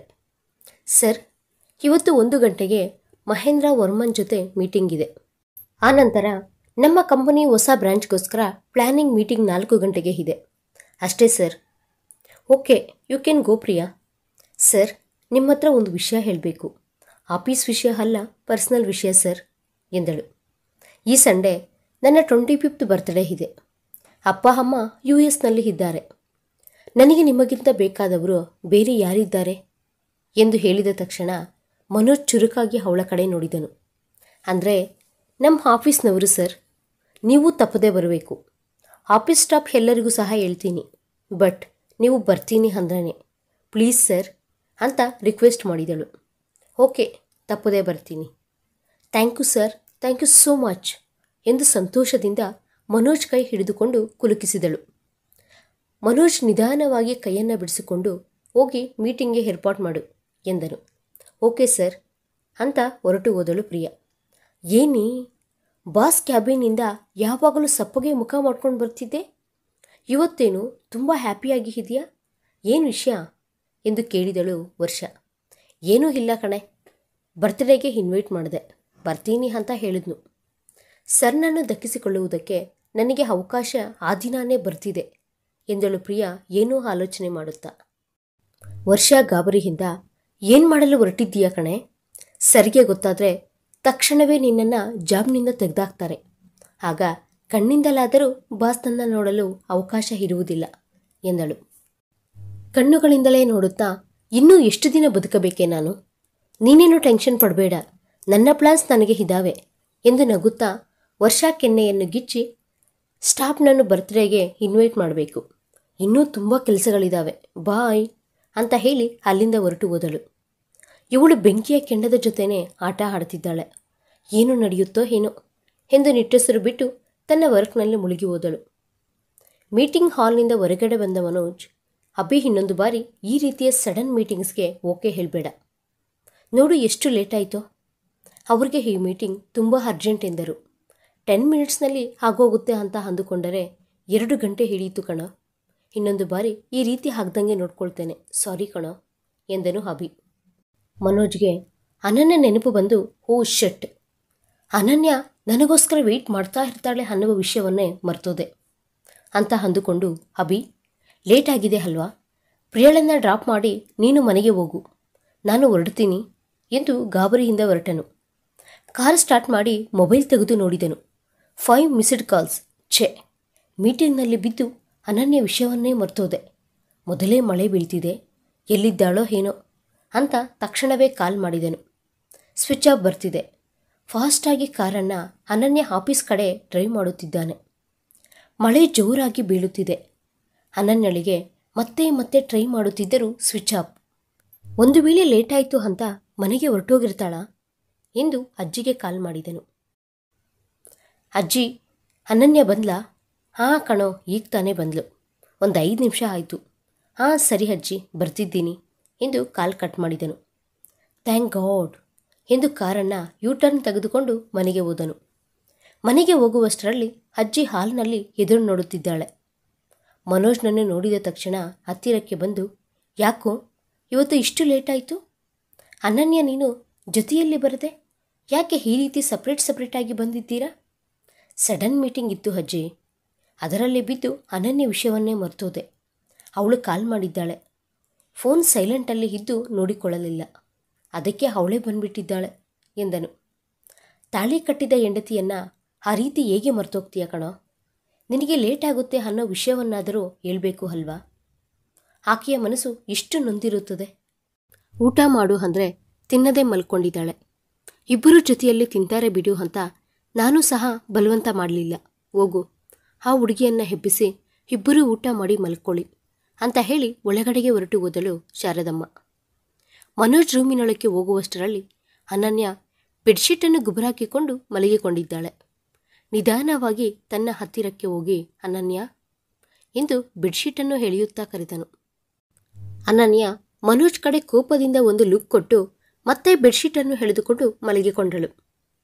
ಅಮ್ಮೋ, ಅಮ್ಮಯ್ಯನವ್ರಿಗೆ ಕೋಪ ಚೆನ್ನಾಗಿ ಬಂದಿದೆ ಅಂತ ಅಂದ್ಕೊಳ್ತೀನಿ ಅಂತ ಅಂದುಕೊಂಡು, ಅನನ್ಯ ಪ್ಲೀಸ್ ಒಂದು ಬಾರಿ ನಾನು ಹೇಳುವುದನ್ನು ಕೇಳು ಎಂದು ಬೆಡ್ಶೀಟನ್ನು ಎಳೆದು ಪಕ್ಕಕ್ಕೆ ಬಿಸಾಕಿದನು. ಆದರೂ ಅನನ್ಯ ಅದೇ ರೀತಿ ಮೂತಿ ಮುನಿಸಿಕೊಂಡು ಮಲಗಿಕೊಂಡಿದ್ದಾಳೆ. ಊಟ ಮಾಡಿ ಮಲ್ಕೋ, ನನ್ನ ಮೇಲೆ ಇರುವ ಕೋಪವನ್ನು ಊಟದ ಮೇಲೆ ತೋರಿಸಬೇಡ ಪ್ಲೀಸ್. ಅನನ್ಯ ಅದೇ ರೀತಿ ಮೌನವಾಗಿದ್ದಾಳೆ. ಈ ರೀತಿ ಹೇಳಿದರೆ ಕೇಳುವ ಥರ ಇಲ್ಲ ಎಂದು ಅವಳನ್ನು ಬಲವಂತದಿಂದ ಹೆಬ್ಬಿಸಿ ಕುಳಿಸಿದನು. ಏನು ಮಾಡ್ತಿದ್ದೀಯ ನೀನು? ನಾನು ನಿನ್ನ ಜೊತೆ ಮಾತನಾಡುವುದಿಲ್ಲ, ಊಟನೂ ಸಹ ಮಾಡುವುದಿಲ್ಲ ಎಂದು ಜೋರಾಗಿ ಹೇಳಿದಳು. ಅನನ್ಯ ಪಕ್ಕದಲ್ಲಿ ಕುಳಿತುಕೊಂಡು ಅವಳ ಕೈಯನ್ನು ಹಿಡಿದುಕೊಂಡು ಮೀಟಿಂಗ್ನಲ್ಲಿ ಬಿದ್ದು ಫೋನ್ ನೋಡಿಕೊಳ್ಳಲಿಲ್ಲ. ಐಮ್ ಸಾರಿ ಎಂದು ಕಿವಿಗಳು ಹಿಡಿದುಕೊಂಡು ಕೇಳಿಕೊಂಡನು. ಸಿಂಪಲ್ ಆಗಿ ಸಾರಿ ಹೇಳಿದರೆ ಸರಿ ಹೋಗುತ್ತೆ ಅಂತ ಅಂದ್ಕೊಳ್ತಿದೀಯಾ? ಆಫೀಸ್ನಿಂದ ಹೊರಗಡೆಗೆ ಬರುವಷ್ಟರಲ್ಲಿ ಫುಲ್ ಮಳೆ. ನಿನಗೆ ಫೋನ್ ಮಾಡಿದರೆ ಫೋನ್ ಪಿಕ್ ಮಾಡುತ್ತಿಲ್ಲ. ಡ್ರಾಪ್ ಮಾಡುವುದಕ್ಕೆ ನಿತ್ಯ ಸಹ ಏನೋ ಕೆಲಸ ಇದೆ ಅಂತ ಹೇಳಿ ಮೊದಲೇ ಹೊರಟೋಗಿದ್ಲು. ಬರ್ತೀಯೇನೋ ಅಂತ ತುಂಬ ಹೊತ್ತು ನೋಡಿದೆ. ಅಷ್ಟೊತ್ತಿಗೆ 9 ಗಂಟೆ ದಾಟಿತ್ತು. ಮಳೆ ಜಾಸ್ತಿ ಇದ್ದಿದ್ದರಿಂದ ಕ್ಯಾಬ್ ಸಹ ಬುಕ್ ಆಗ್ತಿಲ್ಲ. ಆಫೀಸ್ನಲ್ಲಿ ವೆಯ್ಟ್ ಮಾಡೋಣ ಅಂತ ಅಂದುಕೊಂಡರೆ ನೀನು ಬರ್ತೀಯೋ ಇಲ್ವೋ ಗೊತ್ತಿಲ್ಲ. ಆ ಮಳೆಯಲ್ಲಿ ಹುಚ್ಚಿಯ ಥರ ರೋಡ್ ಮೇಲೆ ನಿಂತ್ಕೊಂಡೆ, ಆಟೋ ಯಾವುದಾದ್ರೂ ಬರುತ್ತೇನೋ ಅಂತ. ಫುಲ್ ಒದ್ದೆಯಾದ ನನ್ನನ್ನು ನೋಡಿ ರೋಡಿನಲ್ಲಿ ಹೋಗುವ ಪೋಖ್ರಿಗಳು ನನ್ನನ್ನು ಎಷ್ಟು ಕಾಮೆಂಟ್ ಮಾಡಿದ್ರು ಗೊತ್ತಾ? ಫಸ್ಟ್ ಟೈಮ್ ಒಬ್ಬರ ಮೇಲೆ ಡಿಪೆಂಡ್ ಆಗಿದ್ದಕ್ಕೆ ನನ್ನ ಮೇಲೆ ನನಗೇ ಅಸಹ್ಯವೆನಿಸಿತು ಎಂದು ಅಳುವನ್ನು ಕಂಟ್ರೋಲ್ ಮಾಡಿಕೊಳ್ಳಲಾಗದೆ ಬಿಕ್ಕಿ ಬಿಕ್ಕಿ ಹತ್ತಳು ಅನನ್ಯ. ಅನನ್ಯ ಮನಸ್ಸಿಗೆ ಎಷ್ಟು ನೋವಾಗಿದೆ ಅಂತ ಈಗ ಅರ್ಥವಾಯಿತು ಮನೋಜ್ಗೆ. ಅನನ್ಯಳ ತಲೆ ಮೇಲೆ ಕೆತ್ತಿ ಐಮ್ ಸಾರಿ, ಇನ್ನೊಂದು ಬಾರಿ ಈ ರೀತಿ ನಡೆಯದಂಗೆ ನೋಡಿಕೊಳ್ಳುತ್ತೇನೆ, ಇಟ್ಸ್ ಮೈ ಪ್ರಾಮಿಸ್ ಎಂದನು. ಇನ್ನು ನಿನ್ನ ಜೊತೆ ಬರುವುದಾ? ನೆವರ್. ನನಗೆ ತುಂಬ ಚೆನ್ನಾಗಿ ಬುದ್ಧಿ ಬಂದಿದೆ. ನಾನು ನಿನ್ನ ಮೇಲೆ ಡಿಪೆಂಡ್ ಆಗಬೇಕು ಅಂತ ಅಂದುಕೊಳ್ಳುತ್ತಿಲ್ಲ. ನಾನು ಒಬ್ಬಳೇ ಹೋಗ್ಬರ್ತೀನಿ ಎಂದಳು ಮನೋಜ್ ಕಣ್ಣುಗಳೊಳಕ್ಕೆ ಕೋಪವಾಗಿ ನೋಡುತ್ತಾ. ಓಕೆ, ನಿನಗೆ ನಂಬಿಕೆ ಇಲ್ಲದಿದ್ದರೆ ಬೇಡ ಬಿಡು. ನಮ್ಮ ಇನ್ನೊಂದು ಕಾರ್ ಇದೆಯಲ್ವಾ, ಡ್ರೈವರ್ ಬರುತ್ತಾನೆ ನಿನ್ನ ಜೊತೆ. ನೀನು ಒಂಟಿಯಾಗಿ ಹೋಗ್ತೀನಿ ಅಂದರೆ ನಾನು ಒಪ್ಪಿಕೊಳ್ಳುವುದಿಲ್ಲ. ಅನನ್ಯ ಮೌನವಾಗಿ ಇದ್ದು ಬಿಟ್ಟಳು. ನಡಿ, ಊಟ ಮಾಡೋಣ. ನೀನು ತಿಂದಿಲ್ಲ ಅಂತ ನಿಮ್ಮ ಅಣ್ಣನಿಗೆ ಗೊತ್ತಾದರೆ ತುಂಬ ದುಃಖ ಪಡುತ್ತಾನೆ ಎಂದನು ಅವಳ ಕೈಯನ್ನು ಹಿಡಿದುಕೊಂಡು. ಕೈಯನ್ನು ಬಿರುಸಾಗಿ ಎಳೆದುಕೊಂಡು ನನಗೆ ಬೇಡ, ನನಗೇನು ಹೊಟ್ಟೆ ಹಸಿತಿಲ್ಲ, ನೀನೋಗಿ ತಿನ್ನು ಎಂದಳು ಮತ್ತೆ ಮಲಗಿಕೊಳ್ಳುತ್ತಾ. ನಿನಗೆ ಈ ರೀತಿ ಹೇಳಿದರೆ ಕೇಳಲ್ಲ ಕಣೆ ನೀನು ಎಂದು ಅವಳನ್ನು ಎತ್ತುಕೊಂಡು ಹೋಗಿ ಡೈನಿಂಗ್ ಟೇಬಲ್ ಮುಂದೆ ಕುಳಿಸಿದನು. ಊಟವನ್ನು ತಟ್ಟೆಯಲ್ಲಿ ಬಡಿಸಿ ತನ್ನ ಕಡೆ ಗುರುಗುಟ್ಕೊಂಡು ನೋಡುತ್ತಿರುವ ಅನನ್ಯ ಜೊತೆ, ತಿನ್ನು, ಇಲ್ಲದಿದ್ದರೆ ನಾನೇ ತಿನ್ನಿಸುತ್ತೇನೆ. ಅಷ್ಟೇ ಅಲ್ಲ, ನಾನು ತಿನ್ನಿಸಿದರೆ ತುತ್ತುಗಳ ಜೊತೆಗೆ ಮುದ್ದುಗಳೂ ಸಹ ಫ್ರೀ. ನೀನೇ ಆಲೋಚನೆ ಮಾಡು ಎಂದು ಚೇಷ್ಟೆ ಮಾಡಿದನು. ಅಷ್ಟೊತ್ತಿನ ತನಕ ಬೇಸರದಿಂದಿದ್ದ ಅವನ ಮುಖದಲ್ಲಿ ಈಗ ತುಂಟತನ ಬಂದು ಸೇರಿದೆ. ಅನನ್ಯಳನ್ನು ಯಾವ ರೀತಿ ಕೂಲ್ ಮಾಡಬೇಕು ಅಂತ ಅವನಿಗೆ ಚೆನ್ನಾಗಿ ಅರ್ಥವಾಯಿತು. ಸ್ವಲ್ಪ ಹೊತ್ತು ನೋಡಿದನು. ಆದರೂ ಅನನ್ಯ ಊಟ ಮಾಡದೆ ಉಗುರುಗಳನ್ನು ನೋಡಿಕೊಳ್ಳುತ್ತಿದ್ದಳು. ನಾನು ನಿನಗೆ ಕಿಸ್ ಕೊಡಬೇಕು ಅಂತ ತುಂಬ ಆಸೆ ಪಡ್ತಾ ಇದ್ದಂಗಿದೆಯಾ ಎಂದನು ಅನ್ನವನ್ನು ಕಲಸಿ ತುತ್ತನ್ನು ಅವಳ ಬಾಯಿಯ ಹತ್ತಿರ ಇಡುತ್ತಾ. ಅನನ್ಯ ಮನೋಜ್ ಕಡೆ ಕೋಪವಾಗಿ ನೋಡಿ ಅವನ ಕೈಯನ್ನು ಪಕ್ಕಕ್ಕೆ ನೆಟ್ಟಿ, ಅವಶ್ಯಕತೆ ಇಲ್ಲ, ನಾನೇ ತಿಂತೀನಿ ಎಂದು ತಿನ್ನುವುದಕ್ಕೆ ಸ್ಟಾರ್ಟ್ ಮಾಡಿದಳು. ತಿನ್ನುತ್ತಿರುವ ಅವಳನ್ನು ನೋಡಿ ಸಣ್ಣದಾಗಿ ನಕ್ಕು ಊಟ ಮಾಡಲು ಪ್ರಾರಂಭಿಸಿದನು ಮನೋಜ್. ಇಬ್ಬರು ಊಟ ಮಾಡಿ ಹೋಗಿ ಮಲಗಿಕೊಂಡರು. 3 ದಿನಗಳ ತನಕ ಮನೋಜ್ನ ಜೊತೆ ಮಾತೇ ಆಡಲಿಲ್ಲ ಅನನ್ಯ. ಮನೋಜ್ ಕಾಣಿಸಿದ್ರೇನೆ ಮುಖ ತಿರುಗಿಸಿಕೊಳ್ಳುತ್ತಿದ್ದಳು. ಆಫೀಸಿಗೆ ಡ್ರೈವರ್ ಕರೆದುಕೊಂಡು ಹೋಗುತ್ತಿದ್ದನು. ಯಾವಾಗಲೂ ಪಟಪಟ ಎಂದು ಮಾತನಾಡುತ್ತಿರುವ ಅನನ್ಯ ಈಗ ಈ ರೀತಿ ಮುಖ ಸಪ್ಪಗೆ ಇಟ್ಕೊಂಡು ಇರುವುದು ಮನೋಜ್ಗೆ ಇಷ್ಟವಾಗುತ್ತಿಲ್ಲ. ಆದರೆ ಅಜ್ಜಿಯ ಜೊತೆ ಮೊದಲಿನ ತರಾನೇ ನಗುತ್ತಾ ಮಾತನಾಡುತ್ತಿರುವ ಅನನ್ಯಳನ್ನು ನೋಡಿ ತುಂಬ ಸಂತೋಷವಾಯಿತು. ಸ್ವಲ್ಪ ಹೊತ್ತು ಟಿವಿ ನೋಡಿ ಅಜ್ಜಿಯ ಜೊತೆ ಮಾತನಾಡಿ ರೂಮಿಗೆ ಬಂದು ಲೈಟ್ ಆಫ್ ಮಾಡಿ ಮಲಗಿಕೊಂಡ ಅನನ್ಯಳ ಸೊಂಟವನ್ನು 2 ಕೈಗಳು ಗಟ್ಟಿಯಾಗಿ ಹಪ್ಪಿಕೊಂಡವು. ಭಯ ಬಿದ್ದು ಕಿರ್ಚಲು ಹೋದ ಅನನ್ಯಳಿಗೆ ನಾನೇ ಕಿರ್ಚಬೇಡ ಎಂದು ತನ್ನ ಕಿವಿಯ ಬಳಿ ಪಿಸುಗುಟ್ಟಿದ ಮನೋಜ್ನ ಮಾತುಗಳು ಕೇಳಿ ಸುಮ್ಮನಾಗಿ ಬಿಟ್ಟಳು. ಕೈಗಳನ್ನು ತೆಗೆಯುವುದಕ್ಕೆ ಪ್ರಯತ್ನಿಸುತ್ತಾ, ಯಾಕೆ ಹಿಡಿದುಕೊಂಡಿದ್ದೀಯಾ, ಬಿಡು ಎಂದು ಕೋಪವಾಗಿ ಹೇಳುತ್ತಿದ್ದರೆ ಮನೋಜ್ ಇನ್ನೂ ಗಟ್ಟಿಯಾಗಿ ಹಿಡಿದುಕೊಂಡು ಹತ್ತಿರಕ್ಕೆ ಎಳೆದುಕೊಂಡನು. ಅವನ ಶ್ವಾಸ ಅವಳ ಬೆನ್ನಿಗೆ ಬೆಚ್ಚಗೆ ತಗುಲುತ್ತಿದ್ದರೆ ಬಾಯಿಂದ ಮಾತು ಹೊರಡುತ್ತಿಲ್ಲ ಅನನ್ಯಳಿಗೆ. ಮನೋಜ್, ಏನು ಮಾಡ್ತಿದ್ಯಾ, ಪ್ಲೀಸ್ ಬಿಡು ಎಂದಳು ನಿಧಾನವಾಗಿ. ನೀನು ನನ್ನ ಜೊತೆ ಮೊದಲಿನ ಥರ ಮಾತನಾಡ್ತೀನಿ ಅಂತ ಹೇಳು, ಬಿಡ್ಬಿಡ್ತೀನಿ ಎಂದನು ಅವಳ ಬೆನ್ನಿನ ಮೇಲೆ ಮೂಗಿನಿಂದ ಬರೆಯುತ್ತಾ. ನಾನೇ ನಿನ್ನ ಜೊತೆ ಮಾತನಾಡುವುದಾ, ಇಂಪಾಸಿಬಲ್ ಎಂದಳು. ಹಾಗಾದರೆ ನಾನು ನಿನ್ನನ್ನು ಬಿಡುವುದೇ ಇಲ್ಲ. ಮೊದಲೇ ನಿನ್ನನ್ನು ಪಕ್ಕದಲ್ಲಿ ಇಟ್ಟುಕೊಂಡು ಒಂಟಿಯಾಗಿ ಮಲಗಿಕೊಳ್ಳುವುದಕ್ಕೆ ನನಗೂ ಕಷ್ಟನೇ ಆಗ್ತಿದೆ.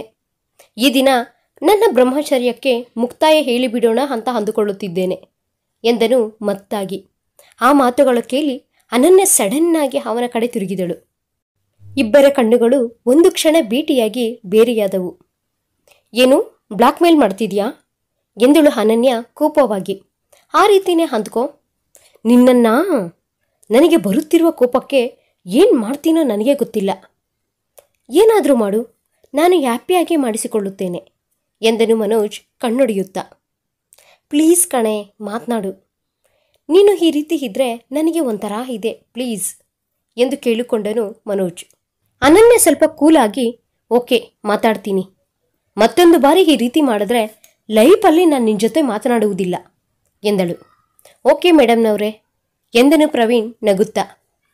ಪ್ರಿಯಾ ತನ್ನ ಬರ್ತ್ಡೇ ಪಾರ್ಟಿಯನ್ನು ತುಂಬ ಜೋರಾಗಿ ಅರೇಂಜ್ ಮಾಡಿದ್ದಾಳೆ. ಆಫೀಸ್ ಸ್ಟಾಫ್ ಎಲ್ಲರೂ ಉಡುಗೊರೆಗಳೊಂದಿಗೆ ಬಂದಿದ್ದರು. ಆದರೆ ಪ್ರಿಯಾ ಮಾತ್ರ ಮನೋಜ್ಗೋಸ್ಕರ ಎದುರು ನೋಡುತ್ತಿದ್ದಾಳೆ.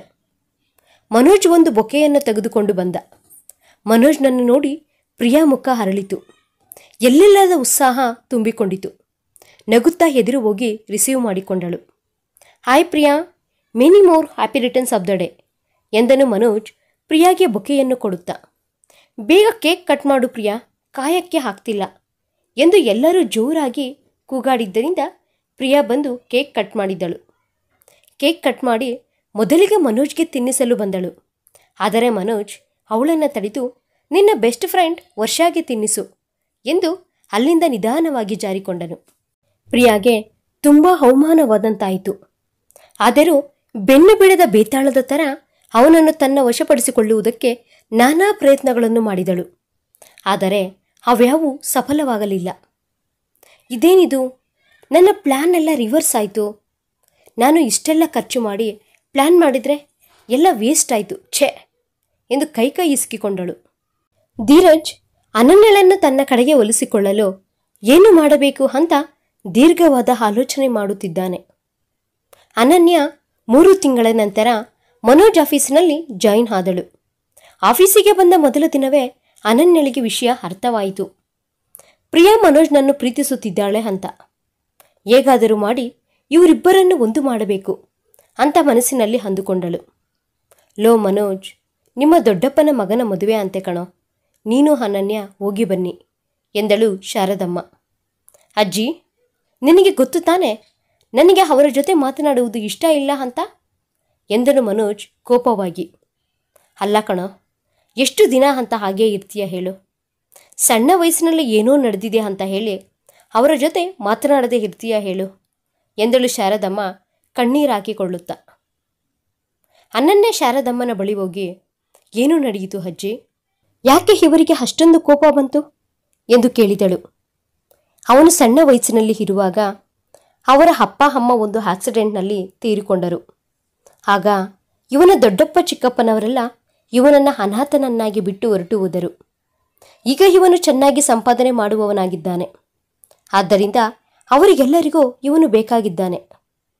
ಇವನು ಮಾತನಾಡಿಸದೇ ಇದ್ದರೂ ಮಾತನಾಡಿಸಿಕೊಂಡು ಬರುತ್ತಾರೆ. ಎಷ್ಟಾದರೂ ಸಂಬಂಧ ಅಲ್ಲವೇ? ನಾನು ಎಷ್ಟೇ ಹೇಳಿದರೂ ಇವನಿಗೆ ಆ ಕೋಪ ಇನ್ನೂ ಕಡಿಮೆ ಆಗಿಲ್ಲ ಎಂದಳು ಶಾರದಮ್ಮ ಆವೇದನೆಯಿಂದ. ಅನನ್ಯ ಮನೋಜ್ನ ಬಳಿ ಬಂದು, ಮನೋಜ್, ಅಜ್ಜಿ ತುಂಬ ದುಃಖ ಪಡುತ್ತಿದ್ದಾಳೆ. ಅವರಿಗೋಸ್ಕರ ಆದರೂ ಈ ಮದುವೆಗೆ ಹೋಗಲು ಒಪ್ಪಿಕೊಳ್ಳಿ. ಅವರಿಗೆ ನೀವೆಂದರೆ ಪಂಚಪ್ರಾಣ ಎಂದು ಸಮಾಧಾನ ಮಾಡಿ ಮದುವೆಗೆ ಹೋಗಲು ಒಪ್ಪಿಸಿದಳು. ಮರುದಿನ ಬೆಳಗ್ಗೆ ಮದುವೆಗೆ ಹೋಗಲು ಮನೋಜ್ ರೆಡಿಯಾಗಿ ರೂಮಿನ ಬಳಿ ಬಂದು, ಅನನ್ಯ ರೆಡಿಯಾದ ಎಂದು ಬಾಗಿಲು ಬಡಿದನು. ಅನನ್ಯ ಸೀರೆಯನ್ನು ಹೊಚ್ಚಿಕೊಂಡು ಬಂದು ಬಾಗಿಲು ತೆಗೆದು ಬಾಗಿಲ ಹಿಂದೆ ಬಚ್ಚಿಟ್ಟುಕೊಂಡಳು.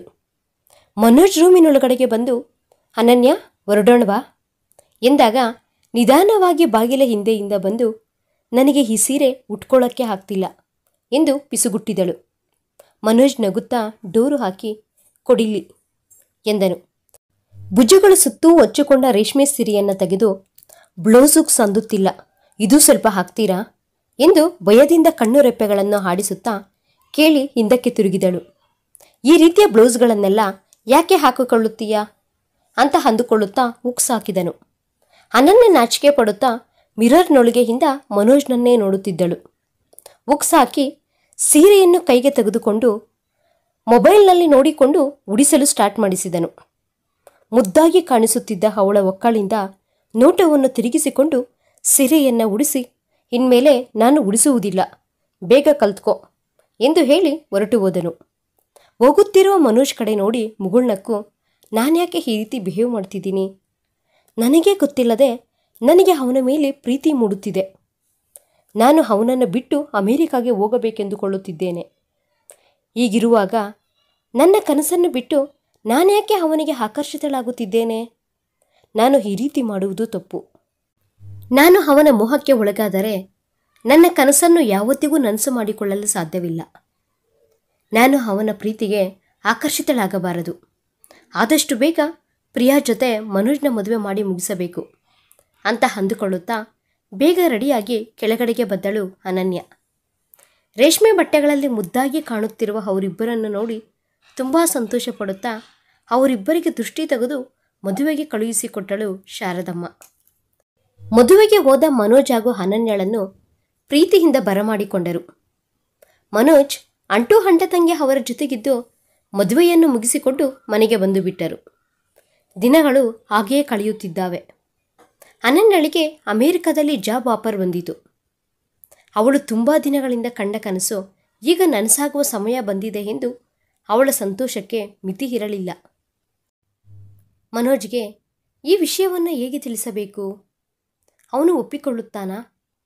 ಮತ್ತೆ ನಾನು ಇಲ್ಲಿಗೆ ಹಿಂದಿರುಗುವುದಿಲ್ಲ ಎಂಬ ವಿಷಯ ಗೊತ್ತಾದರೆ ಅಜ್ಜಿ ಹಾಗೂ ಅಣ್ಣ ಯಾವ ರೀತಿ ರಿಯಾಕ್ಟ್ ಆಗ್ತಾರೋ, ಅವರಿಗೆ ಏನು ಹೇಳಿ ಒಪ್ಪಿಸಬೇಕು ಎಂದು ಏನೇನೋ ಆಲೋಚನೆಗಳು ಅವಳಲ್ಲಿ ತುಂಬಿಕೊಂಡಿತು.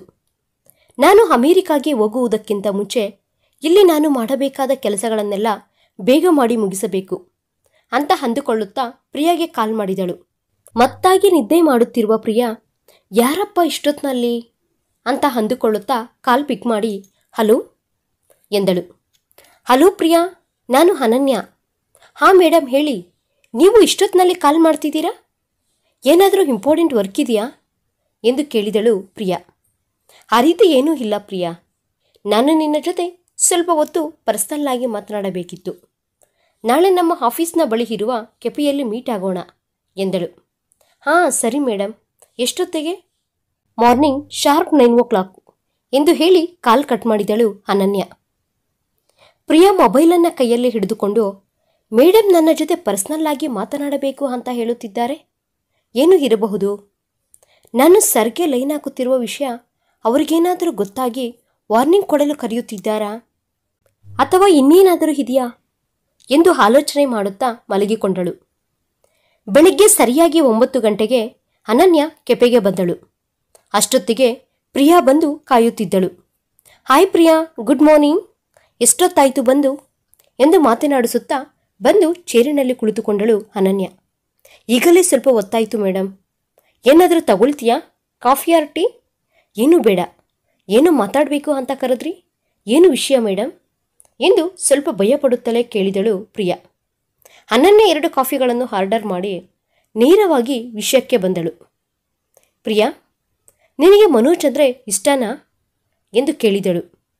ಅನನ್ಯ ಡೈರೆಕ್ಟಾಗಿ ಕೇಳುವಷ್ಟರಲ್ಲಿ ಪ್ರಿಯಾಗೆ ಏನು ಹೇಳಬೇಕು ಅಂತ ಗೊತ್ತಾಗದೆ, ಅದು ಮೇಡಮ್ ಎಂದು ಚಡಪಡಿಸುತ್ತಿದ್ದರೆ, ನನಗೆಲ್ಲ ಗೊತ್ತು ಪ್ರಿಯಾ, ನೀನೇನು ಮುಚ್ಚಿಡಬೇಕು ಅಂತ ನೋಡಬೇಡ. ನಾನು ನಿನ್ನ ಪ್ರೀತಿಗೆ ಸಹಾಯ ಮಾಡುತ್ತೇನೆ.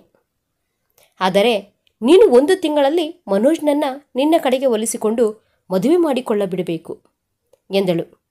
ಪ್ರಿಯಾ ಶಾಕ್ನಿಂದ ಬಾಯಿ ತೆಗೆದುಕೊಂಡು ನೋಡುತ್ತಿದ್ದರೆ, ಹೌದು ಪ್ರಿಯಾ, ನಾನು ಈ ಮದುವೆಯನ್ನು ಇಷ್ಟಪಟ್ಟು ಮಾಡಿಕೊಳ್ಳಲಿಲ್ಲ. ನನ್ನ ಗುರಿಯೇ ಬೇರೆ. 1 ತಿಂಗಳ ನಂತರ ನಾನು ಅಮೇರಿಕಾಗೆ ಹೊರಟು ಹೋಗುತ್ತೇನೆ. ಮನೋಜ್ ತುಂಬ ಒಳ್ಳೆಯ ಹುಡುಗ. ನೀನು ಮನೋಜ್ನನ್ನು ಮದುವೆ ಮಾಡಿಕೊಂಡು ಚೆನ್ನಾಗಿ ನೋಡಿಕೊಳ್ಳಬೇಕು. ಅದಕ್ಕೆ ಡೈರೆಕ್ಟಾಗಿ ಮಾತನಾಡೋಣ ಅಂತ ನಿನ್ನನ್ನು ಇಲ್ಲಿಗೆ ಕರೆದಿದ್ದು ಎಂದಳು ಅನನ್ಯ. ಮೇಡಮ್, ನಾನೇನು ಸರ್ನನ್ನು ಇಷ್ಟಪಡುತ್ತಿರುವುದು ನಿಜ.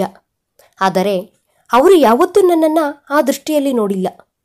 ನಾನು ಎಷ್ಟೇ ಪ್ರಯತ್ನಿಸಿದರೂ ಅವರು ಮಾತ್ರ ನನ್ನ ಕಡೆ ತಲೆ ಎತ್ತಿ ಸಹ ನೋಡುವುದಿಲ್ಲ ಎಂದಳು ಪ್ರಿಯಾ ಬೇಸರದಿಂದ. ಅನನ್ಯ ನಗುತ್ತಾ, ಯಾಕೆ ಅಷ್ಟೊಂದು ಡಿಸಪಾಯಿಂಟ್ ಆಗ್ತೀಯಾ? ನೀನು ಪ್ರಯತ್ನ ಮಾಡುತ್ತಲೇ ಇರು, ನಾನೇ ಏನಾದರೂ ಪ್ಲ್ಯಾನ್ ಮಾಡ್ತೀನಿ ಎಂದಳು. ಮನೋಜ್ ನನ್ನ ಮದುವೆಗೆ ಯಾವ ರೀತಿ ಒಪ್ಪಿಸಬೇಕು ಅಂತ ಅನನ್ಯ ರೂಮಿನಲ್ಲಿ ಆ ಕಡೆ ಈ ಕಡೆ ಕೈ ಹಿಸುಕಿಕೊಂಡು ಓಡಾಡುತ್ತಿದ್ದಾಳೆ. ಯಾವುದೋ ಆಲೋಚನೆ ಬಂದು ಮುಖ ಹರಳಿತು. 1 ಬೇಟೆಗೆ 2 ಹಕ್ಕಿ ಎನ್ನುವ ಥರ ನನ್ನ ಈ ಪ್ಲಾನ್ ಒಂದರಿಂದ ನನ್ನ 2 ಸಮಸ್ಯೆಗಳು ತೀರುತ್ತವೆ ಅಂತ ಅಂದುಕೊಂಡು ಧೀರಜ್ಗೆ ಕಾಲ್ ಮಾಡಿದಳು ಅನನ್ಯ. ಹಾಯ್ ಅನನ್ಯ, ಹೇಗಿದ್ದೀಯಾ? ಹಾಂ, ನಾನು ಚೆನ್ನಾಗಿದ್ದೀನಿ. ನಿನ್ನಿಂದ ಒಂದು ಸಹಾಯ ಬೇಕಿತ್ತು ಎಂದಳು. ನಾನು ಹೇಳಿದೆ ತಾನೇ, ನಿನಗೆ ಯಾವುದೇ ರೀತಿಯ ಸಹಾಯ ಬೇಕಾದರೂ ಮುಚ್ಚುಮರೆ ಇಲ್ಲದ ನನ್ನನ್ನು ಕೇಳು ಅಂತ. ಯಾಕೆ ಸಂಕೋಚಿಸುತ್ತಿದ್ದೀಯಾ? ಕೇಳು ಎಂದನು. ನೀನು ನಾಳೆ ಆಫೀಸ್ ಹತ್ತಿರ ಬಾ. ನಾನು ನಿನಗೆ ಮನೋಜ್ ಹಾಗೂ ಪ್ರಿಯಳನ್ನು ತೋರಿಸುತ್ತೇನೆ. ನಾನು ಹೇಳಿದಾಗ ಅವರನ್ನು ಕಿಡ್ನಾಪ್ ಮಾಡಿ ಬೆದರಿಸಿ ಮನೋಜ್ ಪ್ರಿಯಾ ಕೊರಳಿಗೆ ತಾಳಿ ಕಟ್ಟುವ ಥರ ಮಾಡಬೇಕು. ಮನೋಜ್ ಬೇರೊಂದು ಮದುವೆ ಮಾಡಿಕೊಂಡನೆಂದು ನೆಪ ಹೂಡಿ ಅವನಿಗೆ ನಾನು ಡೈವರ್ಸ್ ಕೊಟ್ಟು ಅಮೆರಿಕಾಗೆ ಹೊರಟು ಹೋಗುತ್ತೇನೆ ಎಂದಳು. ಅವಳ ಮಾತುಗಳು ಕೇಳುತ್ತಿದ್ದಂಗೆ ಧೀರಜ್ಗೆ ಯಾವುದೋ ಆಲೋಚನೆ ಉಳಿಯಿತು. ಅವನು ನಗುತ್ತಾ ಸರಿ, ಹಾಗೇ ಮಾಡೋಣ ಎಂದು ಕಾಲ್ ಕಟ್ ಮಾಡಿದನು. ಮನೋಜ್ ಬೆಳಗ್ಗೆ ಎದ್ದು ಸ್ನಾನ ಮಾಡಿ ಆಫೀಸಿಗೆ ಹೊರಡಲು ರೆಡಿಯಾಗುತ್ತಿರುತ್ತಾನೆ. ಅನನ್ಯ ಹಾಗೇ ಮಲಗಿಕೊಂಡಿರುವುದನ್ನು ಗಮನಿಸಿ, ಯಾಕೆ ಇವಳು ಇವತ್ತು ಇಷ್ಟೊತ್ತಾದರೂ ಇನ್ನೂ ಎದ್ದಿಲ್ಲ ಅಂತ ಅಂದುಕೊಳ್ಳುತ್ತಾ ಅನನ್ಯ ಅನನ್ಯ ಅಂತ ಕರೆಯುತ್ತಾನೆ. ಅವಳಿಗೆ ಎಚ್ಚರವಾಗದೇ ಇದ್ದಿದ್ದರಿಂದ ಹತ್ತಿರ ಬಂದು ಮೈ ಮುಟ್ಟಿ ನೋಡುತ್ತಾನೆ. ಮೈ ಸುಡುತ್ತಿರುತ್ತದೆ. ಏನು ಇಷ್ಟೊಂದು ಜ್ವರ ಎಂದು ನಿಧಾನವಾಗಿ ಅನನ್ಯಳನ್ನು ಎಬ್ಬಿಸಿ ಕುಳಿಸುತ್ತಾನೆ. ಅನನ್ಯ ತುಂಬ ಸುಸ್ತಾದವಳಂತೆ ಕಾಣುತ್ತಿರುತ್ತಾಳೆ. ಅನನ್ಯ, ನಿಧಾನವಾಗಿ ಹೋಗಿ ಫ್ರೆಶ್ ಆಗಿ ಬಾ. ನಾನು ತಿನ್ನಲು ಏನಾದರೂ ತೆಗೆದುಕೊಂಡು ಬರುತ್ತೇನೆ. ತಿಂದು ಹಾಸ್ಪಿಟಲ್ಗೆ ಹೋಗೋಣ ಎಂದನು ಮನೋಜ್. ನನಗೆ ಈಗ ಏನೂ ಬೇಡ, ನಾನು ಸ್ವಲ್ಪ ಹೊತ್ತು ರೆಸ್ಟ್ ತೆಗೆದುಕೊಂಡರೆ ಎಲ್ಲ ಸರಿ ಹೋಗುತ್ತದೆ ಅಂತ ಹೇಳಿ ಮತ್ತೆ ಹಾಗೇ ಮಲಗಿಕೊಂಡಳು ಅನನ್ಯ. ನಿನಗೆ ಈ ರೀತಿ ಹೇಳಿದ್ರೆ ಕೇಳಲ್ಲ ನೀನು ಅಂತ ಅಂದುಕೊಳ್ಳುತ್ತಾ ಅವಳನ್ನು 2 ಕೈಗಳಲ್ಲಿ ಎತ್ತುಕೊಂಡು ವಾಶ್ರೂಮ್ಗೆ ಹೋಗಿ ಮುಖ ತೊಳೆದು ತಂದು ಬೆಡ್ ಮೇಲೆ ಕುಳಿಸುತ್ತಾನೆ. ಹೀಗೆ ಕುಳಿತುಕೊಂಡಿರು, 1 ನಿಮಿಷ ಊಟ ತರ್ತೀನಿ ಎಂದು ಕೆಳಗಡೆಗೆ ಹೋಗುತ್ತಾನೆ. ಇವನ್ಯಾಕೆ ನನ್ನ ಮೇಲೆ ಇಷ್ಟೊಂದು ಕೇರ್ ತೋರಿಸುತ್ತಿದ್ದಾನೆ? ಇವನು ನನ್ನ ಮೇಲೆ ಪ್ರೀತಿ ಬೆಳೆಸಿಕೊಳ್ಳಬಾರದು. ನಾನು ಇವನನ್ನು ಬಿಟ್ಟು ಅಮೆರಿಕಾಗೆ ಹೊರಟು ಹೋದರೆ ತುಂಬ ದುಃಖ ಪಡುತ್ತಾನೆ. ಮನೋಜ್ ತುಂಬ ಒಳ್ಳೆಯ ಹುಡುಗ, ಪ್ರಿಯಳನ್ನು ಮದುವೆಯಾಗಿ ಸಂತೋಷವಾಗಿರಬೇಕು ಅಂತ ಮನಸ್ಸಿನಲ್ಲಿ ಅಂದುಕೊಂಡಳು. ಮನೋಜ್ ತಟ್ಟೆಯಲ್ಲಿ ಇಡ್ಲಿಯನ್ನು ಹಾಕಿಕೊಂಡು ಬಂದು ಅನನ್ಯಳಿಗೆ ತಿನ್ನಿಸಲು ಹೋಗುತ್ತಾನೆ. ಅನನ್ಯ ತಡೆದು ತಟ್ಟೆಯನ್ನು ತೆಗೆದುಕೊಂಡು ನಾನು ತಿಂದು ಟ್ಯಾಬ್ಲೆಟ್ ಹಾಕಿಕೊಳ್ಳುತ್ತೇನೆ, ಸರಿ ಹೋಗುತ್ತದೆ, ನೀವು ಆಫೀಸಿಗೆ ಹೊರಡಿ ಎಂದಳು. ಅವನು ಎಷ್ಟೇ ಹೇಳಿದರೂ ಅನನ್ಯ ಮಾತ್ರ ಹಾಸ್ಪಿಟಲ್ಗೆ ಹೋಗಲು ಒಪ್ಪಿಕೊಳ್ಳುವುದಿಲ್ಲ. ಬೇರೆ ದಾರಿ ಇಲ್ಲದೆ ಆಫೀಸಿಗೆ ಹೊರಟು ಹೋಗುತ್ತಾನೆ. ಆಫೀಸಿಗೇನೂ ಹೊರಡುತ್ತಾನೆ, ಆದರೆ ಅವನಿಗೆ ಅಲ್ಲಿ ಕೆಲಸ ಮಾಡಲು ಆಸಕ್ತಿಯೇ ಇಲ್ಲ. ಅನನ್ಯಳಿಗೆ ಜ್ವರ ಕಡಿಮೆಯಾಯಿತೋ ಇಲ್ವೋ, ಹೇಗಿದ್ದಾಳೋ ಏನೋ ಎಂಬ ಆಲೋಚನೆಯೇ ಅವನ ತಲೆ ತುಂಬ ತುಂಬಿಕೊಂಡಿತ್ತು. ಅನನ್ಯಳಿಗೆ ಕಾಲ್ ಮಾಡಿದರೆ ಅನನ್ಯ ಕಾಲ್ ಪಿಕ್ ಮಾಡುತ್ತಿಲ್ಲ. ಲ್ಯಾಂಡ್ಲೈನ್ಗೆ ಕಾಲ್ ಮಾಡಿದ್ರೆ ಅದನ್ನೂ ಯಾರೂ ಪಿಕ್ ಮಾಡುತ್ತಿಲ್ಲ. ಮನೋಜ್ಗೆ ಆತಂಕ ಇನ್ನೂ ಜಾಸ್ತಿ ಆಯಿತು. ತಕ್ಷಣವೇ ಆಫೀಸಿನಿಂದ ಮನೆಗೆ ಬಂದು ಬಿಟ್ಟ. ಶಾರದಮ್ಮ ದೇವಸ್ಥಾನಕ್ಕೆ ಹೋಗಿದ್ದರು. ಬೇರೆಯವರೆಲ್ಲ ಅವರವರ ಕೆಲಸಗಳಲ್ಲಿ ಮಗ್ನರಾಗಿದ್ದರು. ಅನನ್ಯ ರೂಮಿನಲ್ಲಿ ಮಲಗಿಕೊಂಡಿದ್ದಳು. ಅವಳಿಗೆ ಜ್ವರ ಇನ್ನೂ ಜಾಸ್ತಿಯಾಗಿ ಪೂರ್ತಿ ನಿಶಕ್ತಳಾಗಿದ್ದಾಳೆ. ಅವಳನ್ನು ಆ ರೀತಿ ನೋಡಿ ಮನೋಜ್ನ ಹೃದಯ ಒಡೆದು ಹೋದಂತಾಯಿತು. ಇವಳನ್ನು ಒಬ್ಬಂಟಿಯಾಗಿ ಬಿಟ್ಟು ಎಲ್ಲರೂ ಏನು ಮಾಡುತ್ತಿದ್ದಾರೆ ಎಂದು ಅವನಿಗೆ ತುಂಬ ಕೋಪ ಬಂದಿತು. ಎಲ್ಲರ ಮೇಲೆ ಕಿರುಚಾಡಿ ಡಾಕ್ಟರ್ಗೆ ಕಾಲ್ ಮಾಡಿ ಅರ್ಜೆಂಟಾಗಿ ಬರಕ್ಕೆ ಹೇಳಿದನು. ಅಷ್ಟರಲ್ಲೇ ಶಾರದಮ್ಮ ದೇವಸ್ಥಾನದಿಂದ ಮನೆಗೆ ಬಂದಳು. ಅಜ್ಜಿ, ಅನನ್ಯಳನ್ನು ನೋಡಿಕೊಳ್ಳದೆ ಅವಳನ್ನು ಒಬ್ಬಂಟಿಯಾಗಿ ಬಿಟ್ಟು ಎಲ್ಲಿಗೆ ಹೊರಟು ಹೋಗಿದ್ದೆ ಎಂದು ಕೋಪದಿಂದ ಕೇಳಿದನು ಮನೋಜ್. ಏನಾಯ್ತಪ್ಪ, ಯಾಕೆ ಅಷ್ಟೊಂದು ಗಾಬರಿ ಪಡ್ತಿದೀಯಾ ಎಂದು ಆತಂಕದಿಂದ ಕೇಳಿದಳು ಶಾರದಮ್ಮ. ಅನನ್ಯಳಿಗೆ ಜ್ವರ ಜಾಸ್ತಿಯಾಗಿ ತುಂಬ ನಿಶಕ್ತಳಾಗಿದ್ದಾಳೆ ಅಜ್ಜಿ, ನನಗೆ ತುಂಬ ಭಯವಾಗ್ತಿದೆ ಎಂದನು. ಹೌದಾ? ನಾನು ದೇವಸ್ಥಾನಕ್ಕೆ ಹೋಗುವ ಮುನ್ನ ಆರಾಮಾಗಿಯೇ ಇದ್ದಳಲ್ಲ, ಸಡನ್ನಾಗಿ ಯಾಕೆ ಹೀಗಾಯಿತು ಎಂದು ಗಾಬರಿಯಿಂದ ಅನನ್ಯಳ ಬಳಿ ಹೋದಳು. ಅನನ್ಯಳ ಮೈಮುಟ್ಟಿ ನೋಡಿ ಎಷ್ಟು ಸುಡುತ್ತಿದೆ, ಯಾರ ದೃಷ್ಟಿ ತಗಲಿತೋ ಏನೋ ಎಂದು ಬಟ್ಟೆಯನ್ನು ಒದ್ದೆ ಮಾಡಿಕೊಂಡು ಬಂದು ಮೈಯೆಲ್ಲ ಒರೆಸಿದಳು. ಅಷ್ಟೊತ್ತಿಗೆ ಡಾಕ್ಟರ್ ಬಂದರು. ಡಾಕ್ಟರ್ ಅನನ್ಯಳನ್ನು ಟೆಸ್ಟ್ ಮಾಡಿ ಗಾಬರಿ ಪಡುವಂಥದ್ದೇನೂ ಇಲ್ಲ, ಯಾವುದರ ಬಗ್ಗೆಯೋ ತುಂಬ ಆಲೋಚನೆ ಮಾಡುತ್ತಿದ್ದಾಳೆ. ಇಂಜೆಕ್ಷನ್ ಕೊಟ್ಟಿದ್ದೀನಿ, ಈ ಮಾತ್ರೆಗಳನ್ನು 4 ಗಂಟೆಗಳಿಗೊಮ್ಮೆ ಹಾಕಿ ಚೆನ್ನಾಗಿ ವಿಶ್ರಾಂತಿ ತೆಗೆದುಕೊಳ್ಳಲು ಬಿಡಿ, ಸರಿ ಹೋಗುತ್ತದೆ ಅಂತ ಹೇಳಿ ಹೊರಟು ಹೋದರು.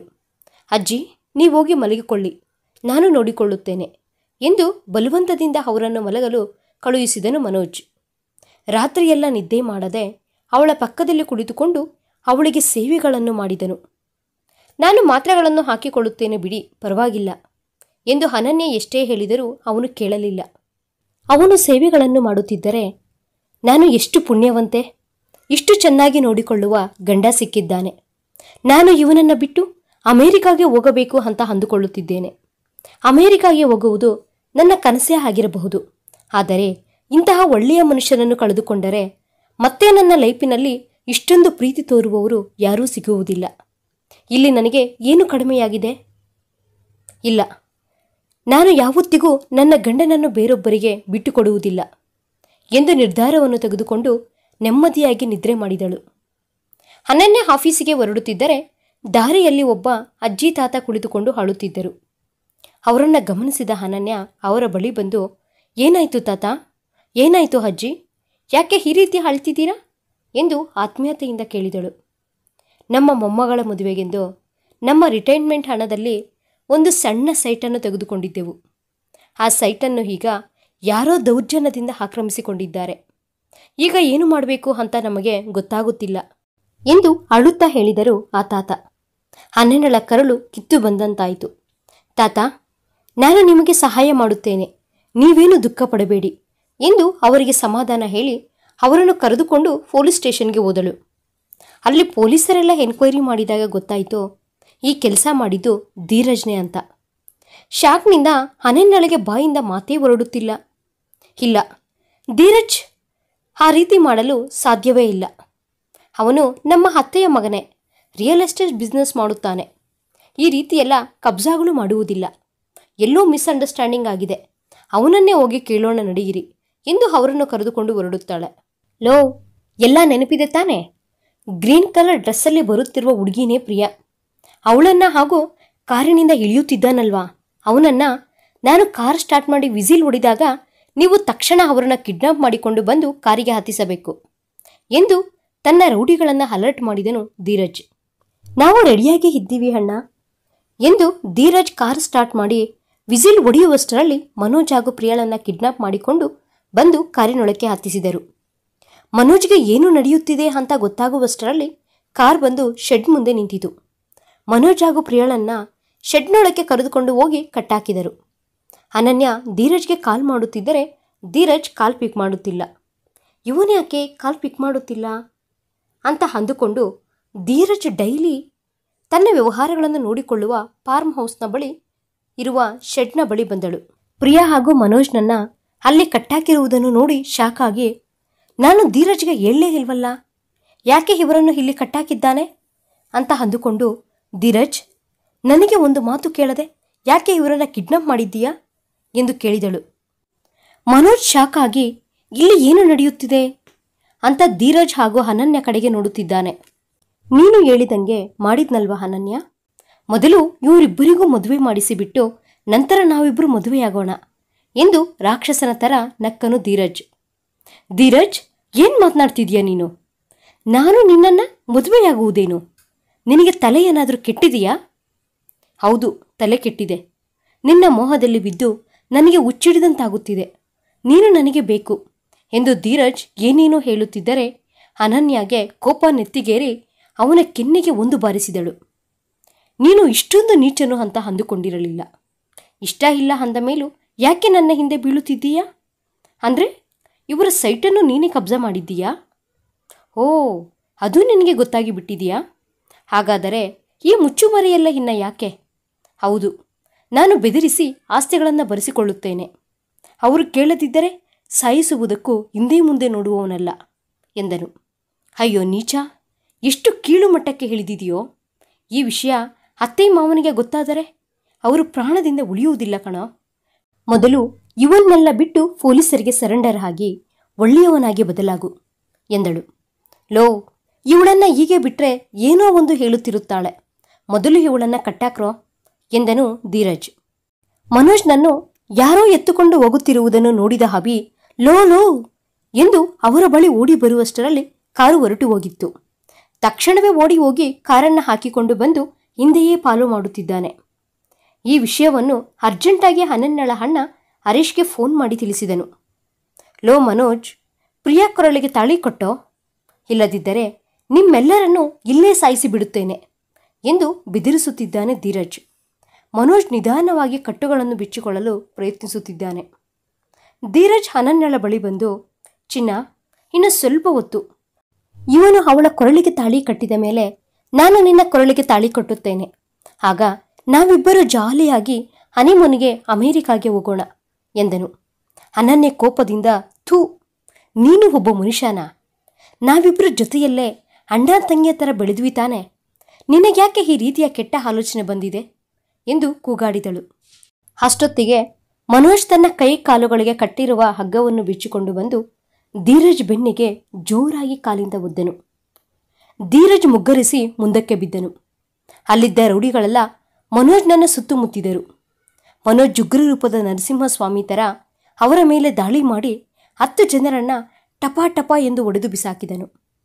ಮತ್ತೆ ಕೆಲವರು ಕತ್ತಿಗಳಿಂದ ಅಟ್ಯಾಕ್ ಮಾಡಿದಾಗ ಮನೋಜ್ ಅಲ್ಲಿರುವ ಕೋಲನ್ನು ತೆಗೆದುಕೊಂಡು ಅವರ ಮೇಲೆ ತಿರುಗಿ ಬಿದ್ದು ಚಿತ್ತು ಚಿತ್ತಾಗಿ ಹೊಡೆದನು. ಮೊದಲೇ ಪ್ಲಾನ್ ಮಾಡಿಕೊಂಡು ಒಂದಷ್ಟು ಜನ ರೌಡಿಗಳನ್ನು ಇಳಿಸಿದ್ದನು ಧೀರಜ್.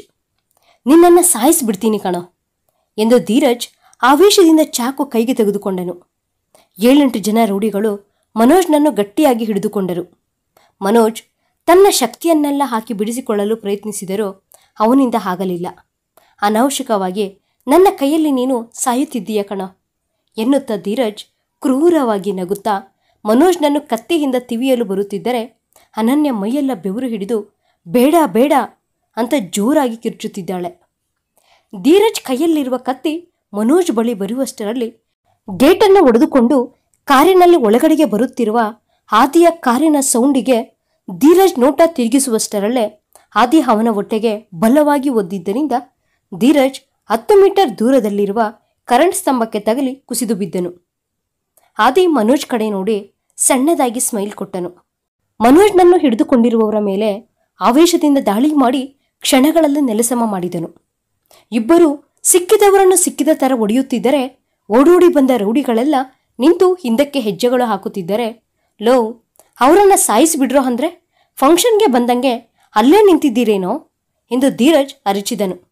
ಅಣ್ಣ, ಅವರನ್ನು ನೋಡ್ದ ಯಾವ ರೀತಿ ಒಡೆಯುತ್ತಿದ್ದಾರೆ? ಅವರನ್ನು ಟಚ್ ಮಾಡಿದ್ರೆ ಪ್ರಾಣದ ಮೇಲೆ ಆಸೆ ಬಿಡಬೇಕಾಗುತ್ತದೆ ಎಂದು ರೌಡಿಗಳೆಲ್ಲ ಓಡಿ ಹೋದರು. ಧೀರಜ್ ಅನನ್ಯಳನ್ನು ಎಳೆದುಕೊಂಡು ಹೋಗುತ್ತಿದ್ದರೆ ಆದಿ ಅದನ್ನು ಗಮನಿಸಿ ಮನೋಜ್, ಅನನ್ಯ ಎಂದು ಜೋರಾಗಿ ಕಿರುಚುತ್ತಾ ಅನನ್ಯ ಕಡೆ ಕೈ ತೋರಿಸಿದನು. ಮನೋಜ್ ಮಿಂಚಿನ ವೇಗದಲ್ಲಿ ಅನನ್ಯಳ ಬಳಿ ಓಡುತ್ತಿದ್ದಾನೆ. ರನ್ ಮಾಡುತ್ತಲೇ ಎದುರಿಗೆ ನೆಲದ ಮೇಲೆ ಬಿದ್ದಿರುವ ಕತ್ತಿಯನ್ನು ಎತ್ತುಕೊಂಡು ಧೀರಜ್ ಅನನ್ಯಳನ್ನು ಜೀಪ್ ಹತ್ತಿಸುವುದಕ್ಕಿಂತ ಮುಂಚೆಯೇ ಅನನ್ಯಳ ಕೈಯನ್ನು ಹಿಡಿದುಕೊಂಡಿರುವ ಧೀರಜ್ ಕೈಯನ್ನ ಕಟ್ ಮಾಡಿದನು. ಧೀರಜ್ ಗಟ್ಟಿಯಾಗಿ ಹರಚುತ್ತಾ ನೋವಿಗೆ ವಿಲವಿಲ ಅಂತ ಒದ್ದಾಡುತ್ತಾ ಕೆಳಗಡೆಗೆ ಬಿದ್ದೋದನು. ಅನನ್ಯ ಭಯದಿಂದ ಗಟ್ಟಿಯಾಗಿ ಕಣ್ಮುಚ್ಚಿಕೊಂಡು ಪಕ್ಕಕ್ಕೆ ತಿರುಗಿದಳು. ಕಟ್ಟಾಗಿರುವ ಕೈಯನ್ನು ಎದುರುಕೊಂಡು ನೋಡುತ್ತಿರುವ ಧೀರಜ್ ಹೊಟ್ಟೆಯ ಮೇಲೆ ಕಾಲು ಹಾಕಿ ಅನನ್ಯಳ ತಂಟೆಗೆ ಬಂದರೆ ಈ ಮನೋಜ್ ನಿನ್ನನ್ನು ಪ್ರಾಣದಿಂದ ಬಿಡುತ್ತಾನೆ ಅಂತ ಹೇಗೆ ಅಂದುಕೊಂಡೋ ಎಂದು ಒಂದು ರಾಡನ್ನು ತೆಗೆದುಕೊಂಡು ಜೋರಾಗಿ ಧೀರಜ್ನ ತಲೆಯ ಮೇಲೆ ಒಡೆಯಲು ಹೋದನು. ಅಷ್ಟರಲ್ಲೇ ಮನೋಜ್ ನಿಲ್ಲು ಎಂದು ಹರೀಶ್ ಪೊಲೀಸರನ್ನು ಕರೆದುಕೊಂಡು ಅಲ್ಲಿಗೆ ಬಂದನು. ಮನೋಜ್, ನೀನ್ಯಾಕೆ ಅವನನ್ನು ಕೊಂದು ಜೈಲಿಗೆ ಹೋಗ್ತೀಯಾ? ಪೊಲೀಸರು ಅವನನ್ನು ನೋಡಿಕೊಳ್ಳುತ್ತಾರೆ ಬಿಡು ಎಂದು ಧೀರಜ್ನನ್ನು ಪೊಲೀಸರಿಗೆ ಒಪ್ಪಿಸಿದನು. ಅನನ್ಯ ಹಾಗೂ ಪ್ರಿಯಾ ಕಟ್ಟುಗಳನ್ನು ಬಿಚ್ಚಿದರು. ಅನನ್ಯ ಓಡಿ ಬಂದು ಮನೋಜ್ನನ್ನು ಹಗ್ ಮಾಡಿಕೊಂಡಳು. ಅನನ್ಯ, ಏನೂ ಆಗಿಲ್ಲ, ಭಯಪಡಬೇಡ, ಕೂಲ್ ಕೂಲ್ ಎಂದು ಸಮಾಧಾನ ಮಾಡಿದನು. ಮನೋಜ್, ಅನನ್ಯಳನ್ನು ಮನೆಗೆ ಕರೆದುಕೊಂಡು ಹೋಗು, ರೆಸ್ಟ್ ತೆಗೆದುಕೊಳ್ಳಲಿ ಎಂದನು ಹರೀಶ್ ಅನನ್ಯಳ ತಲೆಯನ್ನು ಸವರುತ್ತಾ. ಮನೋಜ್ ದೀರ್ಘವಾಗಿ ಆಲೋಚನೆ ಮಾಡುತ್ತಾ ರೂಮಿನಲ್ಲಿ ಆ ಕಡೆ ಈ ಕಡೆ ಓಡಾಡುತ್ತಿದ್ದಾನೆ.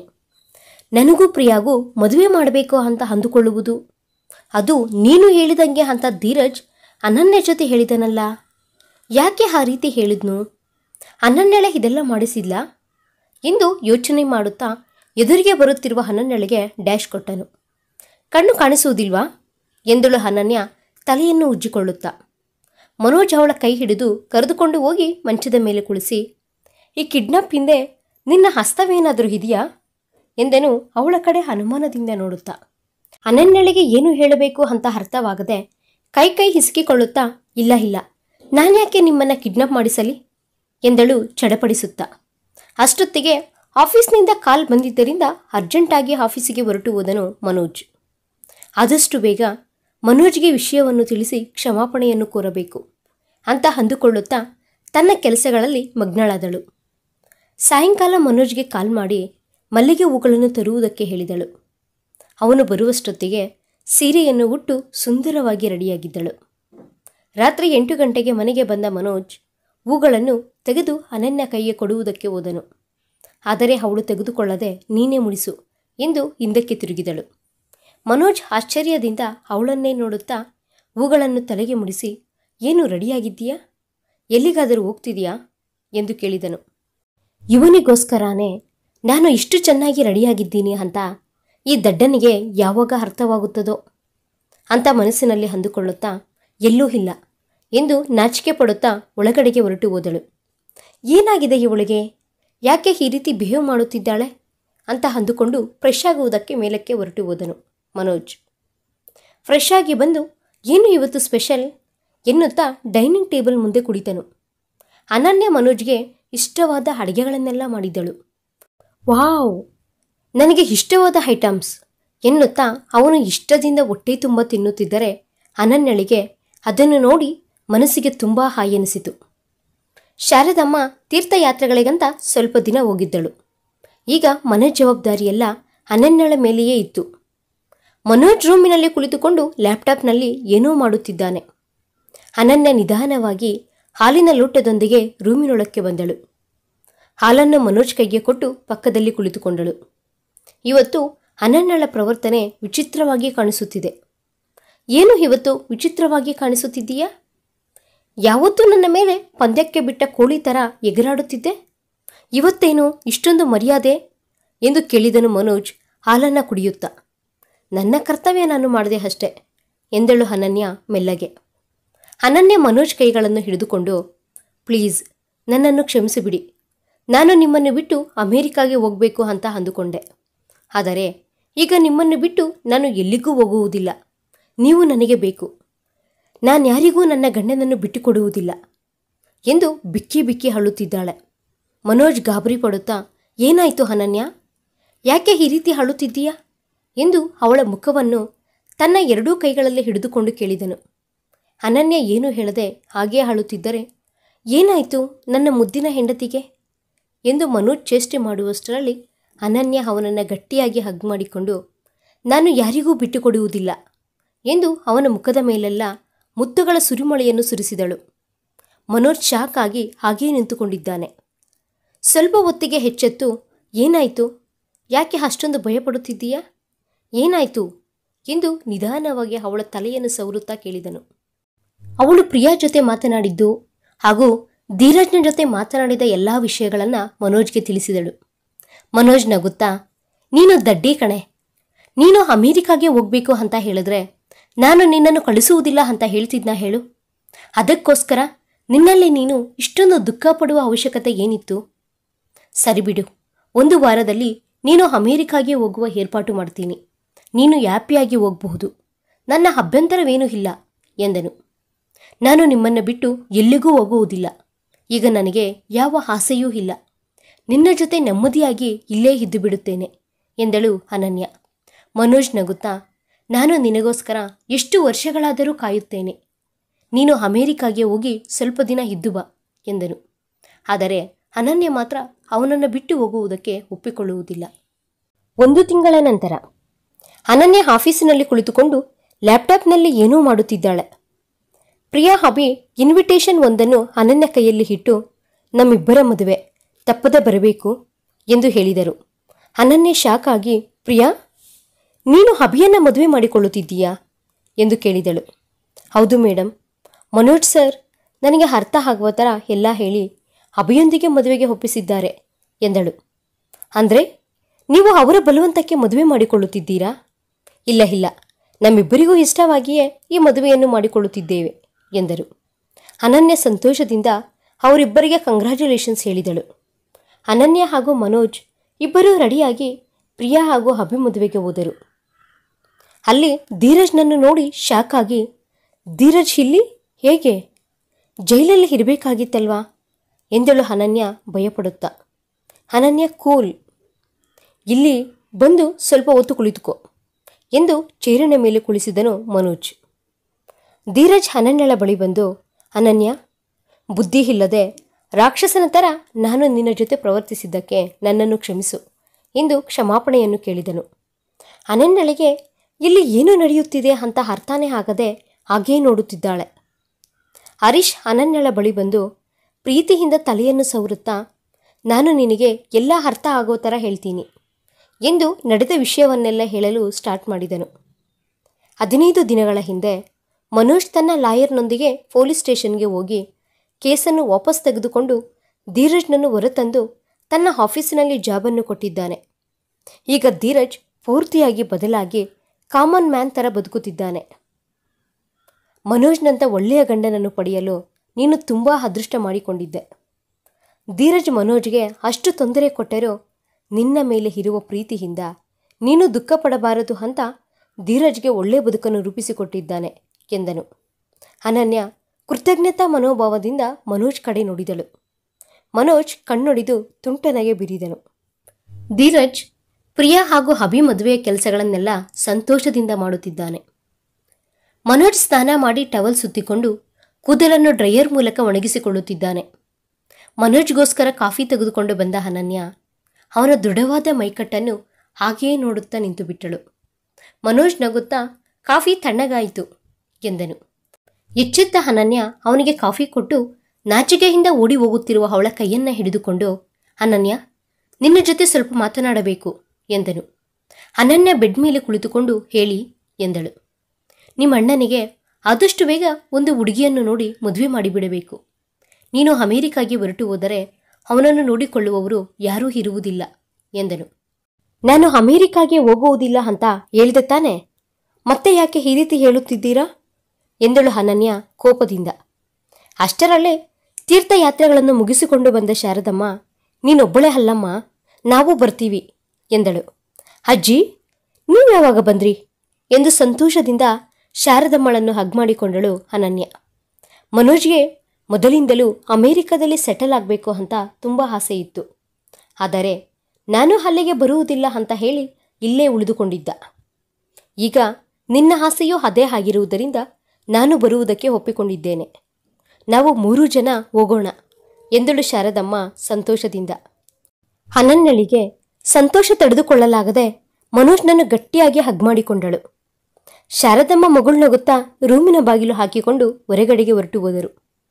ಮನೋಜ್ ಅನನ್ಯಳನ್ನು ಅಪ್ಪಿಕೊಂಡು, ಈಗ ಸಂತೋಷನಾ ಎಂದು ಕೇಳಿದನು.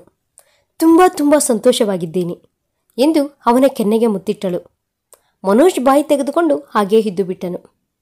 1 ವರ್ಷದ ನಂತರ, ಹಾಯ್ ನಿತ್ಯ, ಹೇಗಿದ್ದೀಯಾ? ನಮ್ಮಣ್ಣ ಹೇಗಿದ್ದಾನೆ? ನನ್ನ ಅಳಿಯ ಏನು ಹೇಳ್ತಿದ್ದಾನೆ ಎಂದಳು ಅನನ್ಯ ವಿಡಿಯೋ ಕಾಲ್ ಮುಖಾಂತರ. ಏನೇ ಅಳಿಯ ಅಂತ ಫಿಕ್ಸ್ ಆಗಿಬಿಟ್ಟಿದೆಯಾ ಎಂದಳು ನಿತ್ಯ ನಗುತ್ತಾ. ನನ್ನ ಹೊಟ್ಟೆಯಲ್ಲಿ ಅಮ್ಮ ಹುಟ್ಟಿದ್ದಾಳೆ. ನಮ್ಮ ಅಣ್ಣನಿಗೆ ಅಪ್ಪನೇ ಹುಟ್ಟಬೇಕು ಅಂತ ನನಗೆ ಆಸೆ ಎಂದಳು. ಇಷ್ಟಕ್ಕೂ ನಮ್ಮತ್ತೆ ಏನು ಮಾಡ್ತಿದ್ದಾಳೆ? ಈಗ ತಾನೇ ಹಾಲು ಕುಡಿದು ಅವರ ಅಪ್ಪನ ತೊಡೆಯ ಮೇಲೆ ಮಲಗಿಕೊಂಡಿದ್ದಾಳೆ. ತೋರಿಸುತ್ತೇನೆ ಇರು ಎಂದು ಮನೋಜ್ ತೊಡೆಯ ಮೇಲೆ ಮಲಗಿಕೊಂಡಿರುವ ಮಗಳನ್ನು ತೋರಿಸಿದಳು. ಹರೀಶ್ ಓಡಿ ಬಂದು ನಿತ್ಯಳ ಬಳಿ ಇರುವ ಮೊಬೈಲನ್ನು ಕಿತ್ಕೊಂಡು, ಅಮ್ಮನನ್ನು ನಾನು ನೋಡಬೇಕು ಎಂದನು. ಅಣ್ಣ, ಇದು ತುಂಬ ಮೋಸ. ಮೊದಲು ನನ್ನ ಜೊತೆ ಜಾಸ್ತಿ ಮಾತನಾಡುತ್ತಿದ್ದೆ, ಈಗ ನಾನು ಬೇಕಿಲ್ಲ ಎಂದಳು ಅನನ್ಯ ಮುನಿಸಿಕೊಂಡವಳಂತೆ. ಮನೋಜ್ ಫೋನನ್ನು ತೆಗೆದುಕೊಂಡು, ಹಾಯ್ ಹರೀಶ್, ಹೇಗಿದ್ದೀಯಾ? ನಾನು ಚೆನ್ನಾಗಿದ್ದೀನಿ ಕಣೋ. ನಿಮಗೆ ಅಲ್ಲೇನೂ ತೊಂದರೆ ಇಲ್ಲ ತಾನೆ ಎಂದು ಕೇಳಿದನು ಹರೀಶ್. ಏನಿಲ್ಲ ಕಣ, ನೀವು ಇಲ್ಲಿಗೆ ಬಂದು ಬಿಡಿ, ಎಲ್ಲರೂ ಒಟ್ಟಾಗಿ ಇರಬಹುದು ಎಂದನು ಮನೋಜ್ ಹರೀಶ್ನ ಜೊತೆ. ಈಗ ಸದ್ಯಕ್ಕೆಂತೂ ಇಲ್ಲ ಕಣ, ಮುಂದೆ ನೋಡೋಣ ಎಂದನು ಹರೀಶ್ ನಗುತ್ತಾ. ಕತೆ ಮುಕ್ತಾಯವಾಯಿತು. ನಿಮಗೆ ಈ ಕತೆ ಇಷ್ಟವಾದಲ್ಲಿ please like, share and subscribe. Thanks for watching video. Thank you. ಧನ್ಯವಾದಗಳು.